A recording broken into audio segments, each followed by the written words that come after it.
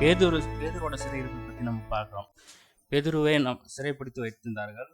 ஏரோது ராஜா சிறைப்பிடித்து வைத்திருந்தார் அந்த காலத்தில். அவரை ஒரு சிறையில் அடைக்கப்பட்டு வைத்திருந்தார்கள்.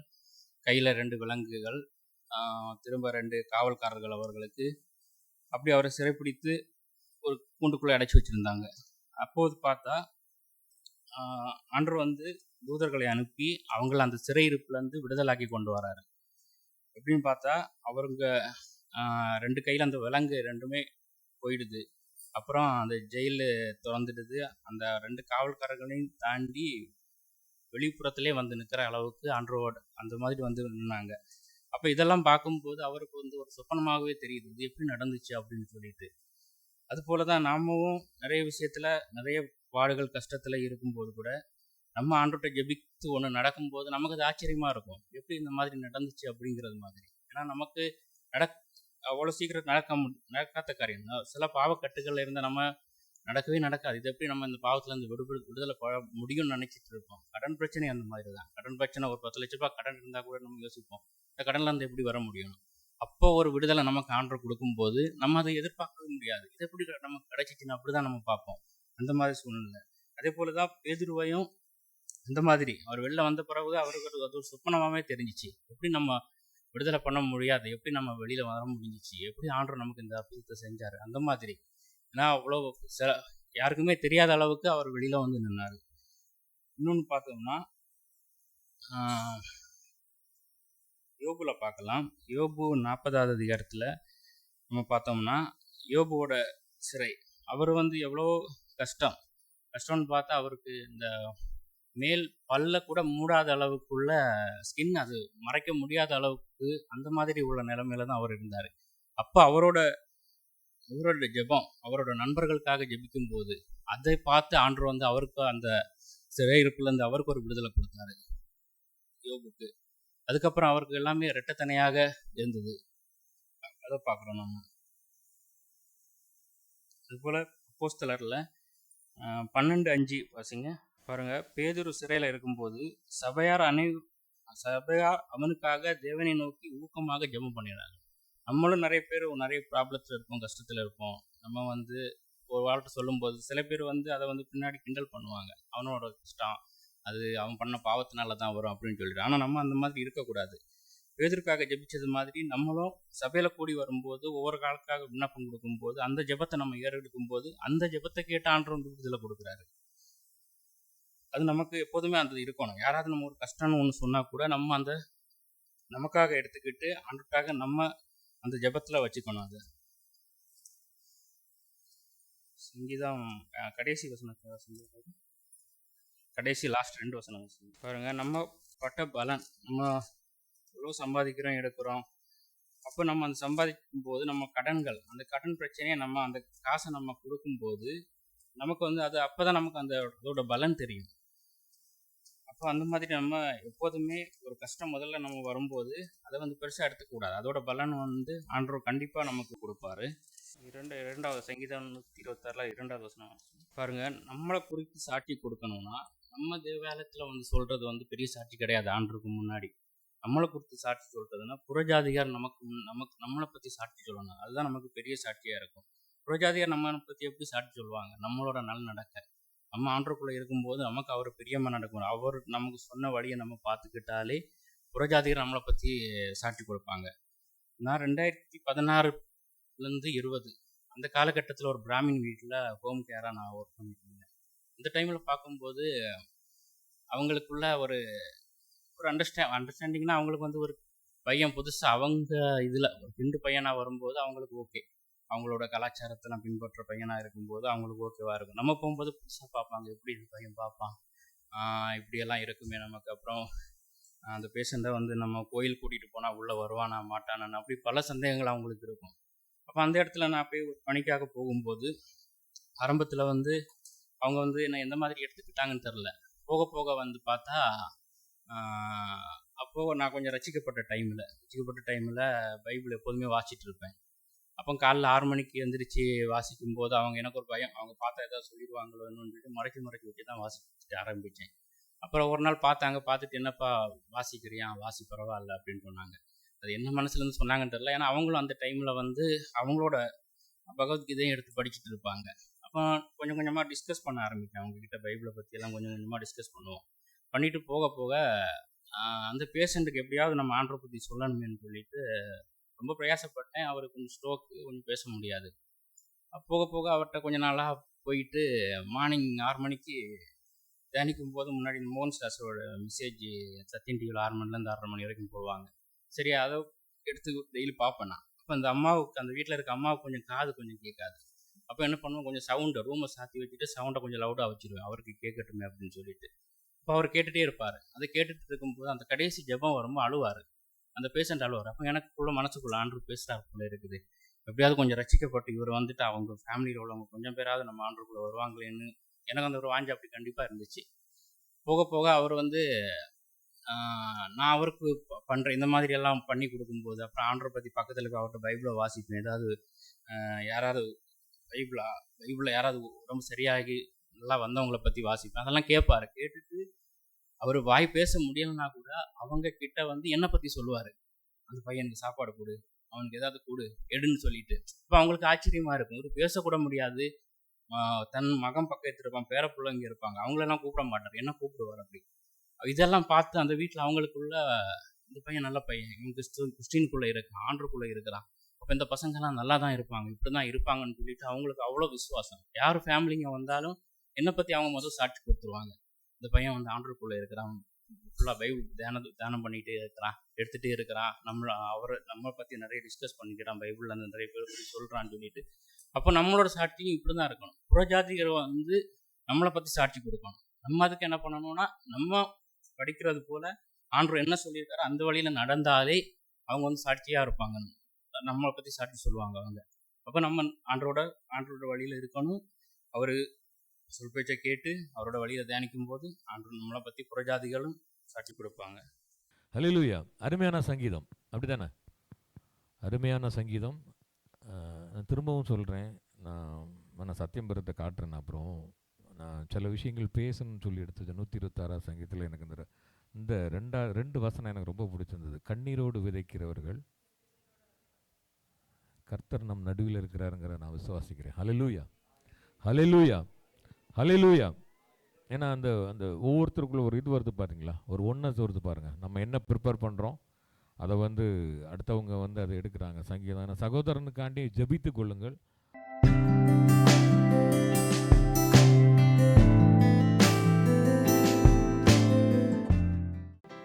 நம்ம வந்து இப்பவும் இது எல்லாத்தையும் விட்டு விடுங்க. எரிச்சலை விட்டு விடுங்க, கோபத்தை விட்டு விடுங்க, பொறாமையை விட்டு விடுங்க, எல்லாத்தையும் விட்டு விடுங்க. இப்போ என்ன பண்ண போகிறோம்? 2025 வந்து 2 மாசத்து 26ல் 2 மாசத்தை கடந்தாச்சு. 2 மாசம் நாளையோடி முடிஞ்சா 2 மாசம் முடிஞ்சு போயிடும். 3வது மாதத்துக்கு நம்ம கடந்து செல்ல போறோம். நம்மளால ஒண்ணுமே பண்ண முடியாது. அவர் பிரசன்னம் இல்லாமல் நம்மளால ஒண்ணும் பண்ண முடியாது. நம்ம வந்து ஒண்ணுமே கிடையாது. நம்ம வெறும் மண். என்னது? வெறும் மண்ணு தானே, வெறும் மண்ணு தானே.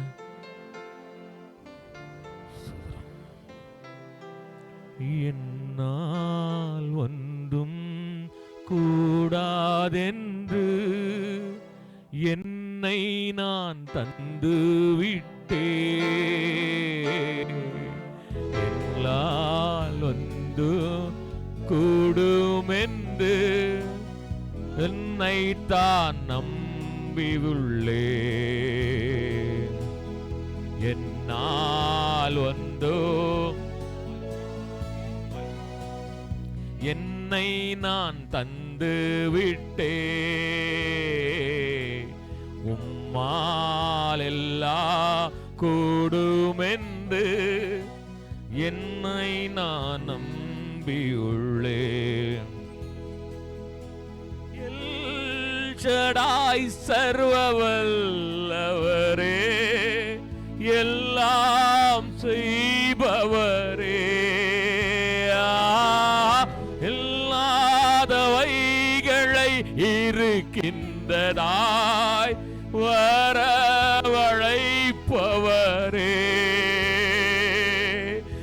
ஆபிரகாமுக்கு செய்தவர் எனக்கும் செய்ய வல்லவர், ஆபிரகாமுக்கு செய்தவர் எனக்கும் செய்ய வல்லவர்.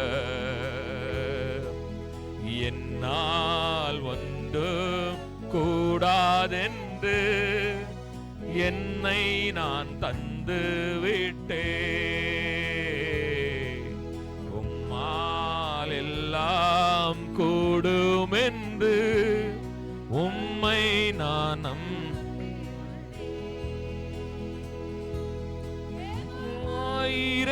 எல்லாம் பார்த்து கொள்வா, தேவையை நிறைவாக்குவா, கண்ணீரை துருத்தியில் எடுத்து வைத்து ஏற்ற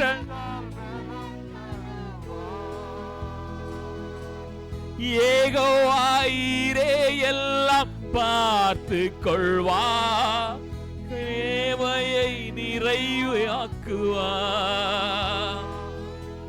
கண்ணீரை துருத்தியில் எடுத்து வைத்து ஏற்றதாய் பலன் தருவா,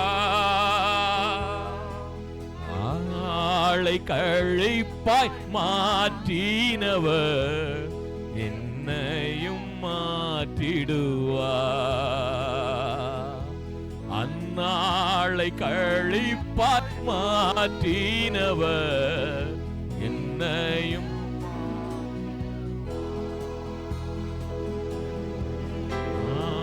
ஒன்றும்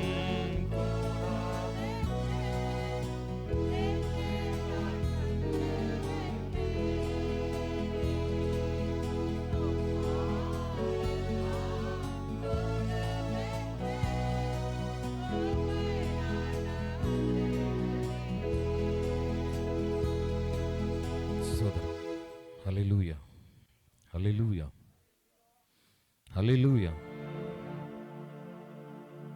நீர் என்னை காண்கிற தேவன். ஆமென். எத்தனை பேர் விசுவாசிக்கிறீங்க? நீர் என்னை காண்கிற தேவன், அந்நாளை களிப்பாய் மாற்றின தேவன் இந்நாளில் உங்களையும் களிப்பாய் மாற்றுவார். ஹல்லேலூயா, ஹல்லேலூயா. எத்தனை பேருக்கு அந்நாள மாத்திரம் அல்ல பிரியமான, ஆகாரின் கண்ணீரையும் கண்டார். அப்படிதானே? ஆகாரின் கண்ணீரையும் கண்டார். உங்களுடைய வேதனைகளையும் பாட்டுகளையும் அவர் காண்கிற தேவனா இருக்கிறார். நீங்க நினைக்கிற மாதிரி கிடையாது. அவங்களுக்கு மட்டும் தான் பார்ப்பாரு, இல்லை இவங்களுக்கு மட்டும் தான் பார்ப்பாரு, அப்படிலாம் கிடையாது. உங்களுடைய வேதனைகள், உங்கள் பாடுகள் எல்லாவற்றையும் அவர் பார்த்துட்டு இருக்கிறார். உங்கள் வாழ்க்கையில அவர் ஒரு எல்ரோயா இருக்கவே விரும்புகிறார் பிரியமானவர். ஹல்லேலூயா, ஹல்லேலூயா. நோவாக்கு எப்படி கர்த்தருடைய கண்கள்ல இருந்து கிருபை கிடைச்சது பிரியமானவர்களே? என்ன பண்ணிட்டு இருந்தார் நோவா? என்ன பண்ணாரு? ஓடி ஓடி ஒளித்தார். அப்படிதானே? அடித்தட்டுல போய் உட்கார்ந்தாரு. ஆனாலும் தேவன் என்ன சொன்னாரு? தேவன் என்ன பண்ணாரு? கிருபையா இறங்கினாரா இல்லையா? எத்தனை பேர் ஓடி ஓடி ஒளிச்சுக்கிட்டு இருக்கிறோம்? எத்தனை பேர் இன்னைக்கு ஓடி ஓடி ஒளிச்சுக்கிட்டு இருக்கிறோம்? சொல்லுங்க பாப்போம். ஆனாலும் கர்த்தர் உங்களை விடாது விடாது விடாது விடாது உங்களை காப்பார். அருமையான சகோதரன் ஜெயசுதனுக்காக நான் ஆண்டவரை ஸ்தோத்தரிக்கிறேன். ஹல்லேலூயா. கர்த்தர் உங்களை விட மாட்டாரு. நீங்க எங்க போய் நீங்க கப்பலின் அடித்தட்டில் போடுங்க. நான் தான் சொன்னேன், நீங்க பாதாளத்தில் நான் படுக்கை போட்டாலும் அங்கே நான் வரும். எவ்வளவு தூரம் நீங்க ஓடுவீங்க? நான் ஒரே ஒரு வார்த்தை தான் சொல்றேன், ஆண்டவருக்கு வேணும்னு மட்டும் அவர் அந்த ஃபைனல் டிசிஷன் எடுத்தாருன்னு வச்சுக்காங்களேன், என்ன மட்டும் யோசிச்சுக்காங்க, அவ்வளவுதான், முடிஞ்சு போச்சு. ஹல்லேலூயா, ஹல்லேலூயா. அந்த லெவலுக்கு யாரும் போயிடாதீங்க. ஹல்லேலூயா, ஹல்லேலூயா. சூலமித்தி கர்த்தருடைய கண்களில் என்ன பண்ணார்? கடாட்சம் பெற்றாலா இல்லையா? ஹல்லேலூயா. அதே மாதிரி நீங்களும் அவருடைய கண்களிலிருந்து கடாட்சம் கண்டிப்பா பெறுவீங்க. எத்தனை பேர் விசுவாசிக்கிறீங்க? ஹல்லேலூயா. உங்களுக்குன்னு வச்சிருக்கிற முடிவு உங்களுக்கு தான். ஹல்லேலூயா. நீங்க எங்க ஓடினாலும் சரி, இந்த இடத்துல, இந்த கம்பெனில, இந்த இடத்துல எங்க தான் நான் வேலை பார்க்கணும்னு இருந்தா அதை ஒருவராலும் மாற்ற முடியாது. அப்படிதானே? யோசித்து பாருங்க. ஏன்னா அவர் யாக்கோபுக்கு என்ன வாக்கு கொடுத்தாரோ அதுதான் உங்களுக்கும் கொடுப்பாரு. அப்படிதானே? யாக்கோபு என்ன பண்ணா? நீங்க என்னை ஆசீர்வதிக்கலன்னா என்ன சொன்னாரு? எத்தனை பேர் அப்படி கேக்குறீங்க? கேட்கறதுக்கு என்ன வேணும்? முதல்ல நம்மகிட்ட என்ன இருக்கணும்? முதல்ல வெக்கப்படக்கூடாது. முதல்ல வெக்கப்படக்கூடாது. வெக்கம் எப்படி வரும்? எப்படி வரும்? யார்கிட்ட கேட்பீங்க உரிமையாட்டு? நீங்க யார்கிட்ட கேட்பீங்க? ஹல்லேலூயா, ஹல்லேலூயா, ஹல்லேலூயா. ஏன்னா அவர்கிட்ட கேட்போம். நான் அவர் கேட்கிறான்னா அவனுக்கு அந்த ரைட்ஸ் இருக்குது. உங்ககிட்ட உங்க பிள்ளைங்க கேட்கும்போது நீங்க எப்படி இது பண்ணுவீங்க? அடிப்பீங்க, உதைப்பீங்க, எல்லாமே பண்ணுவீங்க. ஆனா வாங்கி குடிப்பீங்க. ஆனா பிள்ளைகளுக்கு ஒரு நம்பிக்கை இருக்கும். என்னுடைய தகப்பனிடத்தில் நான் கேட்டா கண்டிப்பா உங்க பிள்ளைங்க உங்ககிட்ட தான் கேட்கும். பக்கத்து வீட்டுல போய் கேட்பாங்களா? கேட்க மாட்டாங்கல்ல. அதுதான் யாக்கோபா தான் கேட்டான். அப்ப நீங்க உங்களுக்கு ஏன் தடைகள், ஆசீர்வாதங்கள் சில நேரத்துல தடைப்படுதுன்னா உங்களுக்குள்ள ஒரு வெக்கம். அப்படித்தானே? ஏதாவது இருக்கும், ஏதாவது ஒரு இடைஞ்சல் இருக்கும். அப்படித்தானே? அதனாலதான் எங்க அப்பாட்ட நான் கேட்கறதுக்கு நான் வெக்கப்படுறேன். ஒரு நாள் அப்படி நடக்கிறேன். யாக்கோபின் தேவன் நமக்கு அப்படிதான் இருப்பாரு. ஹல்லேலூயா. ஏதும் இல்லை, எந்த கவலை இல்லை, துணையாளர் என்னை விட்டு விலகவில்லை. ஏதும் இல்லை, எந்த கவலை இல்லை, துணையாளர் என்னை விட்டு விலகவில்லை. சொன்னதை செய்திடும் தகப்பன் அவர், சொன்னதை செய்திடும் தகப்பன்.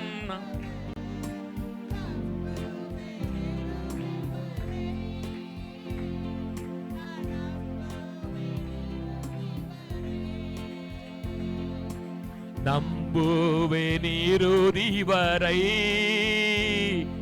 நான் நம்புவேன் இறுதி வரை. யாக்கோபின் தேவன் என் தேவன், எனக்கென்றும் துணை.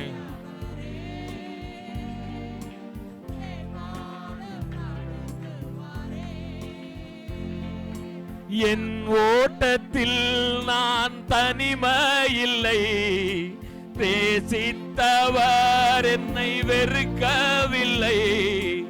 என் ஓட்டத்தில் நான்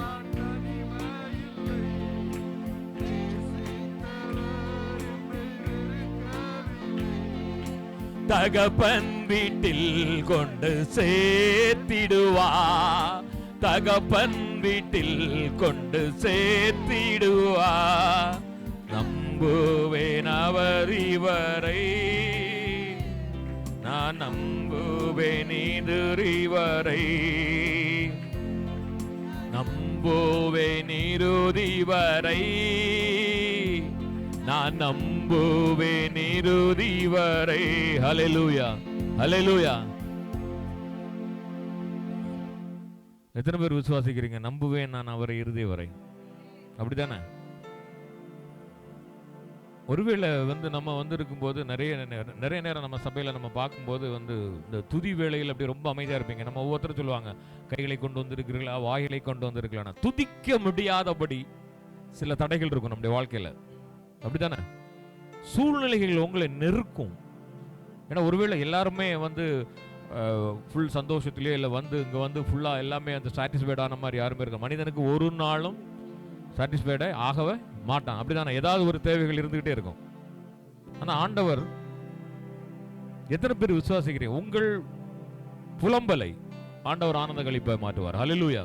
இந்த வசனத்துல 126 சொன்ன மாதிரி தான், நீங்கள் கண்ணீரோடு விதைக்கிறவர்கள். ஹல்லேலூயா, ஹல்லேலூயா. நம்ம செய்ய வேண்டியதெல்லாம் ஒண்ணுதான். இங்க வந்துட்டோம்னா அப்படியே கவலைகளை தூக்கி அப்படியே அந்த மொபைல்ல தூக்கி அப்படி கீழே வைக்கிற மாதிரி. வைக்கிறீங்களே தெரியல, நிறைய பேர் வைக்க மாட்டீங்க. ஆனால் பார்த்துக்கிட்டே தான் இருப்பீங்க. லாஸ்ட் வீக் கூட நான் பார்த்துக்கிட்டு இருந்தேன். மெசேஜ் நடக்கும்போது கூட ஐஎம்ஓ கால், வீடியோ கால் அட்டன் பண்ணிட்டு இருந்தீங்க. ஹல்லேலூயா. கர்த்தர் உங்களை ஆசீர்வதிப்பாராக. ஹல்லேலூயா, ஹல்லேலூயா, ஹல்லேலூயா. கர்த்தர் பார்க்கிறார். பின்னாடி இருந்து நானே பார்க்கும்போது கர்த்தர், ஹல்லேலூயா, ஹல்லேலூயா. அதனால அப்படி எடுத்து வச்சுட்டு நீங்க மொபைல கொஞ்சம் தள்ளி வச்சுட்டு, நம்ம எப்படி வீட்டுக்கு போனோம்னா அந்த பைபிள் எடுத்து அப்படி அங்க வச்சிடறோம் பாத்தீங்களா, வெள்ளிக்கிழமை வர அப்படி வச்சிருவோம். அது மாதிரி நீங்க உங்க கவலைகள் எடுத்து வச்சுட்டு என்ன பண்ணணுமா, ஆத்துமாவே நன்றி சொல்லு முழு உள்ளத்தோடே, என் ஆத்துமாவே நன்றி சொல்லு முழு. கர்த்தர் செய்த நன்மைகளை ஒரு நாளும் மறவாதே, என் கர்த்தர் செய்த நன்மைகளை ஒரு நாளும் மறவாதே. ஆத்துமாவே நன்றி சொல்லு முழு உள்ளத்தோடே. குற்றங்களை மன்னித்தாரே, நோய்களை நீக்கினாரே. குற்றங்களை மன்னித்தாரே, நோய்களை நீக்கினாரே. படுகுழி நின்று மீட்டாரே, ஜீவனை மீட்டாரே. படுகுழி நின்று மீட்டாரே, ஜீவனை மீட்டியாரே. ஆத்துமாவே என் ஆத்துமாவே நன்றி சொல்லு முழு உள்ளத்தோடே. என் ஆத்துமாவே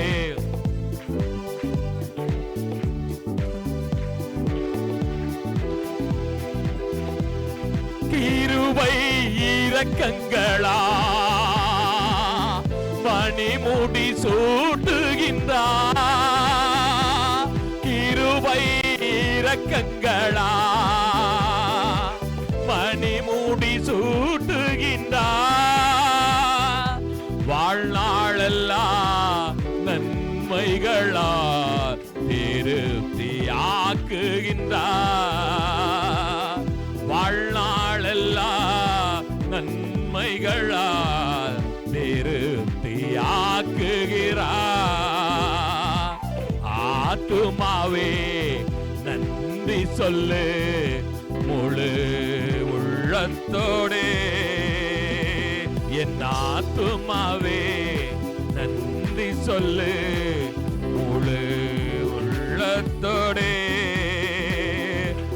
இளமை கழுகை போல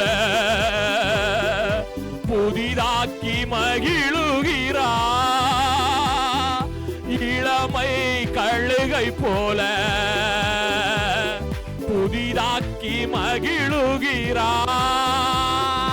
நாம் ஓடினாலும் நடந்தாலும் ஆக்கியதில்லை. நீ ஓடினாலும் ஒளிந்தாலும் பலன் குறைவதில்லை. ஆத்துமாவே நன்றி சொல்லு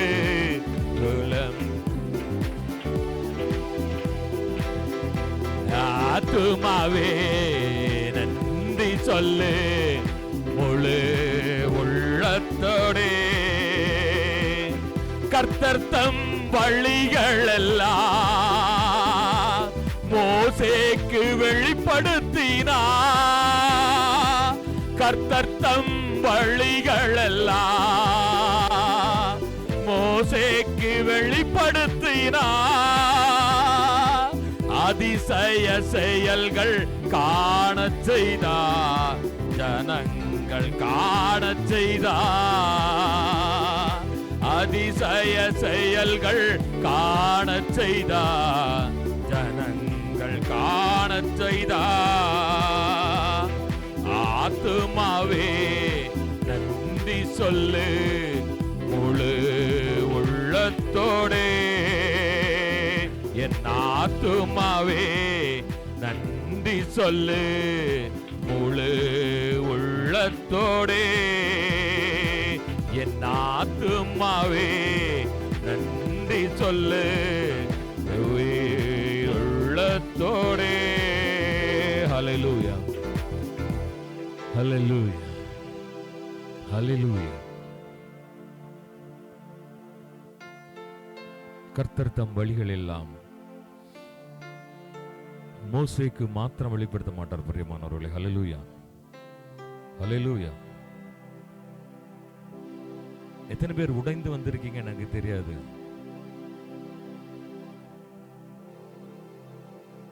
இன்னைக்கு எப்பவுமே நமக்கு ஒரு ஃபீலிங் வரும். உபவாச ஜெபம் அப்படின்னா எப்படி வரும்? ஒரு ஃபீலிங் வரும், அப்படித்தானே? வருமா வராதா?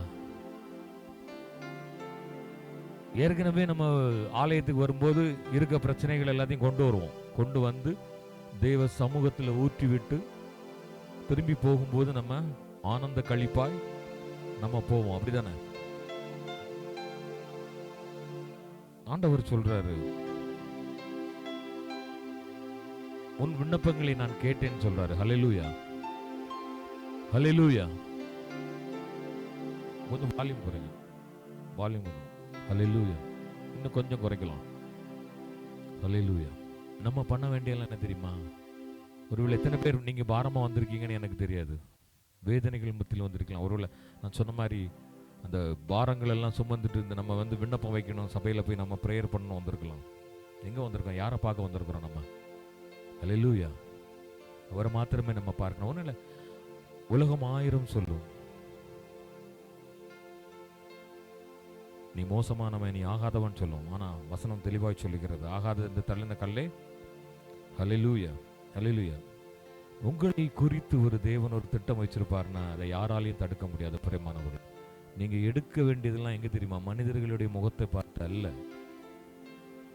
அந்த வசனத்துல உண்டு, பைபிள்ல ஒரு வசனம் உண்டு. அவன் அந்த எச்சி பருக்கைக்காக என்ன பண்ணிட்டு இருந்தாராம்? எஜமானனின் ஹல்லேலூயா ஒரு வசனம் இருக்குல்ல, அப்படிதானே? நம்ம என்ன பண்ணணும்? நம்ம யாரை பார்க்கணும்? யாரை நம்ம ஏறெடுக்கணும்?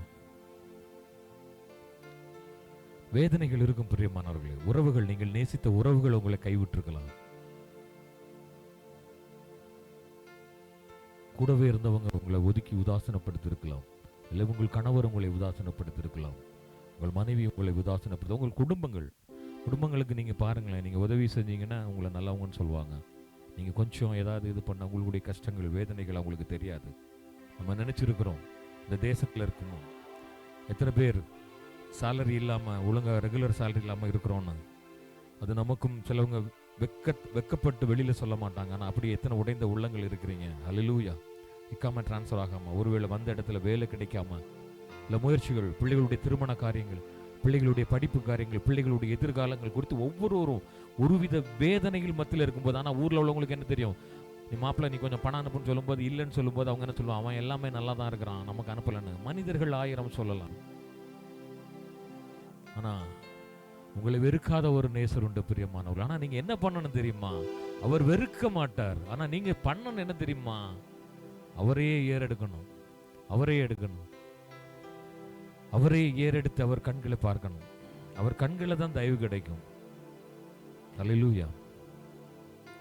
கண்ணின் மணி போல என்னை காண்கிறீ, கண்ணின் மணி போல என்னை காண்கிறீ, உமது சமூகமே தினம் எனக்கு தீபமே, உமது சமூகமே தினம் எனக்கு தீபமே, உம்மை நோக்கி பார்க்கின்றே, உம்மை நினைத்து துதிக்கின்றே, உம்மை நோக்கி பார்க்கின்றோம், உம்மை நினைத்து துதிக்கின்றோம். உலகம் வெறுக்கையில் நீரோ அணைக்கிறே,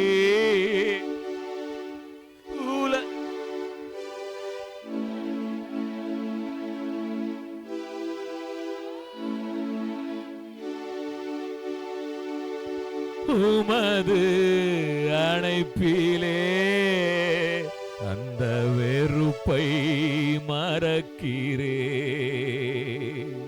உமது அணைப்பிலே அந்த வெறுப்பை மறக்கிறே, உம்மை நோக்கி பார்க்கின்றே, உம்மை நினைத்து துதிக்கின்றே, உம்மை நோக்கி பார்க்கின்றே, உம்மை நினைத்து துதிக்கின்றே. ஹல்லேலூயா, ஹல்லேலூயா. உலகம் வெறுக்கையில், உலகம் உங்களை உதாசீனப்படுத்துகையில், அவரே அடைக்கலாம். ஹல்லேலூயா, ஹல்லேலூயா, ஹல்லேலூயா. நம்ம என்ன திரும்ப பண்ணணும்? அவர் சமூகத்தை ஏறெடுத்த மாதிரி நம்ம சொல்லணும். நம்ம வாயில முணுமுணுக்கணும். ஸ்தோத்திரம் ஸ்தோத்திரம் நிறைய விஷயத்துக்கும் சொல்லணும். நம்ம என்ன தெரியுமா சொல்லணும்? ஆண்டவரே, அவரை பார்த்து சொல்லணும். என் படகில் அவர் இருந்தால், ஹல்லேலூயா, என் படகில் அவர் இருந்தால் என்ன ஆகும்? ஹலோ, என் படகில் அவர் இருந்தா, இப்ப தானங்க ஒரு பாட்டு ரொம்ப ஓடிக்கிட்டு இருக்குது, ஃபேமஸ் ஆட்டு. ஹல்லேலூயா. அலைகள் அடித்தாலும் வாழ்க்கை கொந்தளித்தாலும் உங்கள் வாழ்க்கை கொண்டாலும் என்ன பாகும்? உங்கள் படகு. நீங்க என்ன பண்ணணுமா?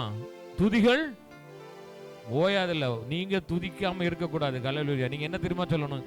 என் கூடவே இரு ஓ இயேசுவே, இல்லாமல் நான் வாழ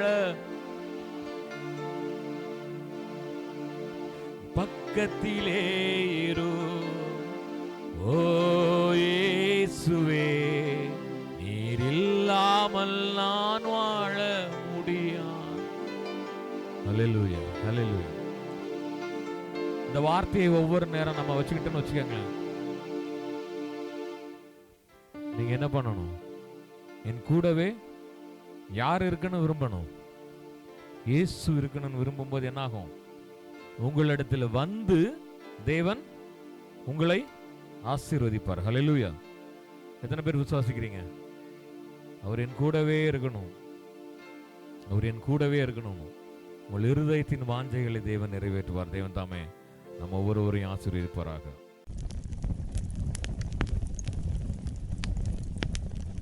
ஹல்லேலூயா. தேவ செய்திக்கு நாம் கடந்து செல்வோம். தேவ செய்தி அருமையான சகோதரர் லாரன்ஸ் அவர்கள், எத்தனை பேருக்கு தெரியும்னு தெரியல, எங்களோடு நாங்கள் ரொம்ப ஒரு 20-23 வருடமாக எங்களோடு பயணித்த அருமையான சகோதரர். திடீர்னு அவர் ஞாபகம் வந்துச்சு, அவருக்கு திடீர்னு ஞாபகம் வந்துச்சு. அதனால் கூப்பிட்டோம். சகோதரர் ஜுபையில் இருக்கிறாங்க, அவங்கள பற்றி அவங்களே அறிமுகப்படுத்துருவாங்க. எங்களுடைய பழைய சபையில் நாங்கள் ஒன்றாக பயணித்தவர்கள். சபையின் காரியங்கள் எல்லாம் அந்த இப்போ வந்தவொடனே கேட்டார், இதெல்லாம் யார் பண்ணாங்கன்னு. ஏன்னா இதெல்லாம் பண்ணக்கூடியவர் தான் அவர். ஆக்சுவலி இது எல்லாமே பண்ணுவார். பழைய சபையில் எல்லா வேலைகளையும் அவர் எல்லாம் அது என்னது மேஸ்திரின்னு சொல்லுவோம்ல, எல்லா வேலையும் பண்ணுறவர். கர்த்தர் அவருக்கு மகனுக்கு அருமையான ஒரு 2 பிள்ளைகளை கொடுத்துருக்கிறார். 2 பேரும் இப்போ நல்ல நிலைமையில் இருக்கிறாங்க. அநேக பாடுகள் வேதனையிலிருந்து அவர் எப்படி எடுத்தாலும் அவர் சாட்சியோடு கூட அவருடைய செய்தி இருக்குன்னு நான் விசுவாசிக்கிறேன். தேவன் தாமே நாம ஒரு ஆசீர்வதிப்பாராக. ஆமென். இருந்தவரும் இருப்பவரும் இனிமேல் வருவேன் என்று சொன்ன இயேசு கிறிஸ்துவின் இனி நாமத்தில் உங்கள் அனைவருக்கு என்னுடைய அன்பு வாழ்த்துக்கள். கர்த்தர் நல்லவர் என்பதை ருசித்து பாருங்கள். அவர் மேல் நம்பிக்கை இருக்கிற மனுஷன் பாக்கியவன். எல்லாரும் பாக்கியவன் தான். நான் நிற்பதும் நிர்மூலமாகாது இருப்பதும் தேவனுடைய சுத்த கிருபை. நம்ம நினைச்சு பார்த்தோமா? இன்னைக்கு இந்த சபையில் என்ன கூடி வரும்னு நினைச்சு பார்த்தோமா? பார்த்தீங்களா? நீங்க கண்டிப்பா வருவேன். ஆனா உங்களை கொண்டு வந்த ஏசப்பா மட்டும்தான். ஆமென். ஏன்னு தெரியுமா? ரூமில் இருக்கச்சுமே ஏதாவது ஒரு போனோ என்னதோ வந்துருந்தா, ஒரு மோசமான ஒரு போனோ வீட்டில் இருந்து ஒரு செய்தி வந்திருந்து வர முடியுமா? அப்போ என்னைக்கும் கர்த்தர் நல்லவர் என்பதை ருசித்து பாருங்கள். நான் சாட்சியெல்லாம் சொன்ன போனால் இங்கே நிற்க முடியாது, அவ்வளோ தூரம். கிட்டத்தட்ட 28 வருஷம் மட்டும் உங்கள் போதகரை மட்டும் மற்றுள்ள எனக்கு தெரிஞ்சவங்க இருக்கிறாங்க. அவங்களுக்கு மாயிட்டு நல்ல பழக்கம் உண்டு. இவங்கள சபை கூடுதலும் ஒரு நாள் இப்படி வரணும், எல்லா மக்களையும் பார்க்கணும். நான் ஆராதனை பண்ணி நான் பரதேசி போல் ஒரு இடத்துல இருக்க மாட்டோம். ஒரு இடத்துல எங்களுக்கு வேலை கிடையாது. ஜித்தா ரியாத் அப்படி பல இடத்துல நாங்கள் போயிட்டு இருக்கிறதுனால கரெக்டாக ஒரு இடத்துல வரப்படியாது. ஜுபையில் இருந்தபடினால உங்கள் போதர்கிட்ட கேட்டேன், இப்படி ஒரு வாரம் உங்கள் சபையில் வரணும் வேணும். உடனே சொன்னாங்க, அவங்க எங்கள் பாணியில் சொன்னாங்க, ஓய் வரச்சுமே ஒரு செய்தியோடு கொண்டு வரோம். ஓகே, சந்தோஷம், கருத்து இருக்குதுன்றது. ஆனால் இன்னைக்கு உள்ள செய்தி என்னவென்றால், அருமையான சங்கீதம் கொடுத்த சகோதரன் பகுதி சொல்லி முடிச்சிட்டார். அது பிறகு ப்ரைஸிங் வருஷத்தில் நம்ம போதகரம் சொல்லி முடிச்சிட்டாரு. நீ கொஞ்சம் தான் சொல்ல முடியும், எனக்கு கொடுக்கப்பட்ட டைம்னு சொன்னால் 30 நிமிஷம் தான், அதுக்கு மேலே போகக்கூடாதுன்னு சொல்லியிருக்காங்க. ஆனால் அதனால் சாட்சி ஒன்று நமக்கு சொல்லுகிற வாய்ப்பு இல்லை. கர்த்தருக்கு சித்தமானால் மறுபடியும் இந்த இடத்தில் வந்து உங்களோடு கூடி தேவனை ஆராதிக்க கடவுள் ஒரு வாய்ப்பு கொடுத்தால் அதுக்கு நான் நன்றி தெரிவிக்கிறேன். இப்போ நம்ம வேதத்தில் பார்க்கும்போது ஒரு காரியத்தை உங்களோடு சொல்லி, எல்லாருக்கும் தெரியல, பேதுரு தெரியல, எடுக்காண்டா நான் சொல்கிறேன், நான் இது வரல. முதல்ல அந்த பேதுரு என்ன பண்ணுறாப்புன்னு தெரியுமா? இயேசுவோடு கூட இருந்து வாழ்ந்த மனிதன் தானே. அவர் என்ன, இயேசு பேதுரு எப்படி எடுத்தார்? மீன் பிடிச்சிட்டு இருக்கச்சுமே ஒன்றுமே கிடைக்கல, படகுல இருந்து யாரையும் அந்த கதையெல்லாம் சொல்ல போன நிறைய நேரம் ஆகுது. ஆனாலும் இரா முழுதும் பிரயாசப்பட்டும் எனக்கு ஒன்றும் அகப்படவில்லை, ஆனாலும் உம்முடைய வாக்கின் படியே செய்துன்னு சொன்னோன்னா, இப்போ எத்தனை பேர் அந்த வாக்கின்படி நம்ம கேட்டிருக்கோம்? கடவுள் சொல்கிற வார்த்தை, கர்த்தர் சொல்கிற வார்த்தை எத்தனை பேர் நம்ம அனுசரிக்கிறோம்? ஆனால் அவர் அப்படி சொன்னபடியினால் ஏராளமான மீன்கள் கிடைத்தது. அன்னைக்கு தொட்டு இயேசுவோடு சேர்ந்த ஒரு மனிதன் தான் பேதுரு. ஆனால் அதில் ஒரு காரியம் உண்டு. எப்படின்னு தெரியுமா? அன்னைக்கு சொன்னார், என்ன சொன்னார்? உன்னை மனிதனை பிடிக்கிறவனாய் மாற்றுவேன். அப்படித்தானே சொன்னார். மனிதனை பிடிக்கிறவனே மாற்றுவார். நம்ம எத்தனை பேர் நம்ம இருக்கிறோம், நம்ம என்ன நிலைமையில் இருக்கணும் பாருங்க. அப்போ அதில் லாஸ்ட்டில் அவர் இயேசுப்பாவை சிலுவையில் அறைய கொண்டு போகிற நேரத்தில் அப்போ ഏറ്റവും കൂടുതൽ സ്നേഹിത്താളും പേതുരു தான், ഏറ്റവും കൂടുതൽ மறிதளித்தவனும் பேதுரு தான். ஆனால் அது பிறகு அவர் மரணமெல்லாம் முடிந்து லாஸ்ட்ல அதிக அதிசயங்கள் செய்தவனும் பேதுரு தான். இயேசுவை தொட்டவர்கள் குணமானார்கள், இயேசு தொட்டவர்கள் குணமானார்கள், இயேசு யாரெல்லாம் தொட்ட அவங்களும் குணமானார். ஆனால் பேதுரு என்ன, பேதுரு நிழலை கொண்டு அநேகர்கள் ரட்சிக்கப்பட்ட பாருங்களா. அப்ப எவ்வளவு தூரம் இயேசுவோடு அடைந்து ஒருங்கி இருந்த ஒரு மனிதன் பாருங்கள் பேதுரு. அந்த மனிதன் என்னன்னு சொல்றான் தெரியுமா? அது நான் சுருக்கமா படிக்கிறேன், எல்லாமே இருக்க முடியாது. வேலைக்காரி ஒருத்தி அவனிடத்தில் வந்து, நீயும் கலிலேய இயேசுவோடு கூட இருந்தார் என்றார். உடனே அதுக்கு பதில் என்ன சொன்னார்? நீ சொல்லுகிறது எனக்கு தெரியாது என்று மறுதளித்தார். இரண்டாவது வேறொருத்தி அவனை கண்டு, இவனும் நசரேயனாகிய இயேசுவோடு கூட இருந்தான் என்று அங்கே இருந்தவர்களுடன் சொன்னார். அதுக்கு மறுபடியும் என்ன சொன்னார்? அந்த மனுஷனை நான் அறியேன் என்று. மூன்றாவது ஒருத்தி சற்று நேரத்துக்கு பின்பு அங்கே நின்ற பேதுருவினிடத்தில் வந்து, மெய்யாகவே நீயும் அவர்களில் ஒருவன், உன் பேச்சு உன்னை வெளிப்படுத்துகிறது, உன் பேச்சு உன்னை வெளிப்படுத்துகிறது என்று சொன்ன உடனே அந்த மனுஷனை அறியானு. ஆனால் ஒரு ரகசியம் பாருங்களா, சுமார் 3 வருட காலம் இயேசுவோடு கூட வாழ்ந்த மனிதன். அப்போ இந்த ஸ்திரீ பார்த்துக்கிட்டு, உன் பேச்சு அவரை போல இருக்கிறது, உன் நடத்தை அவரை போல இருக்கிறது, உன் வஸ்திர அலங்காரம் அவரை போல இருக்கிறது. அட்லீஸ்ட் 3 வருஷத்துல தானே இந்த வெளி மக்கள் பேதுரை பற்றி சொன்னார்கள். உங்களையும் என்னை குறித்து நாம் இப்போது கடவுள் கூட வந்திருப்போம், இயேசோடு கூட வந்திருப்போம், 10 வருஷம் ஆயிருக்கு, 20 வருஷம், புறமை உள்ளவர் எத்தனை பேர் சொல்ல முடியும்? நீ ஒரு கிறிஸ்தவன், நீ ஒரு கிறிஸ்தவள், எத்தனை பேருக்கு சொல்ல முடியும்? அருமையான சகோதரன் இந்த சங்கீதம் கொடுத்தார், சொன்னார், எங்கே வேலை செஞ்சாரோ அந்த இடத்துல இயேசுவை வெளிப்படுத்தத்தக்கணும் அவருடைய உள்ளம் வந்தது. நீங்களும் நானும் எத்தனை பேருக்கு சொல்ல முடியும்? நான் குடும்பத்தில் எத்தனை பேருக்கு சொல்ல முடியும்? அவர் ஒரு கிறிஸ்தவன், அவளோடு பேசினால், அவனோடு பேசினால் என்னுடைய உள்ளம் மாறும். அந்த வார்த்தைகள் கிடையாது. அவன் கிறிஸ்துவை தரித்தவன் என்று எத்தனை பேருக்கு சொல்ல முடியும்? அப்படி நாம் இருக்கிறோமா? நாம் வேலை செய்கிற இடத்தில் நாம் யாருடைய பிள்ளைகள்? ஏசப்பட்ட பிள்ளைகள். நாம் ஒருபோதும் வெக்கப்பட விடவே மாட்டார். நம்ம என்னதோ சும்மா வேலையில் உயர்ந்த இடத்தில் நம்மளை வைக்கிற தெய்வன் இயேசு. எவ்வளவு தூரம் உயர்ந்த இடத்தில் அவர் வைக்கிற தெய்வன், ஏனோ தானோ என்று உள்ளதல்ல. சரி, அது போட்டு அது விடுகிறோம். நான் உணர்ந்து சிந்தனை பண்ணி பாருங்கள். 3 வருஷம் இயேசுவோடு கூட இந்த பேதுருவோடு, உன் சாயல் இயேசுவை போல் இருக்கிறது, உன்னோட வஸ்திர அலங்காரம் இயேசுவை போல் இருக்கு. நம்ம எத்தனை வருஷம் இயேசுவோடு இருப்போம்? வெளியில் போய் யாராவது சொல்லுங்க, அவன் ஒரு கிறிஸ்தவன், அவன்கிட்ட போய் நம்ம ஜெபம் பண்ணினா நம்மகிட்ட கஷ்டங்கள் தீரணும், எத்தனை பேர் சொல்லுவோம்? அப்படிப்பட்ட ஒரு நிலைமையில் இருப்போமா? நம்ம சபையில் எப்படி பண்ணோம், வெளியில் நம்முடைய நிலைமை எப்படி இருக்கிறது? ஒன்று சிந்தனை பண்ணி பாருங்கள், யோசித்து பாருங்கள்.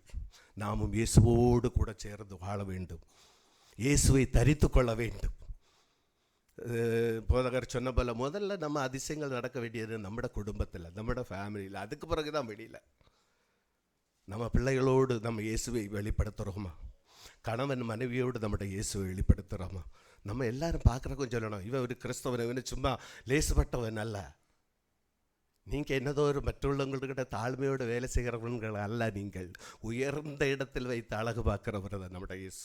சரி, அது போட்டு அது விஷயம் இல்லை, ஆனாலும் ஒரு சாம்பிளுக்காக இது சொன்னேன்னு தான் உண்டு. சரி, இந்த நேரத்திலும் கூட ஒரு வசனத்தை உங்களோடு நான் எடுத்து வைக்க விரும்புகிறேன். சங்கீதம் 34 எடுத்தவர் படிங்க. சங்கீதம் 34:8.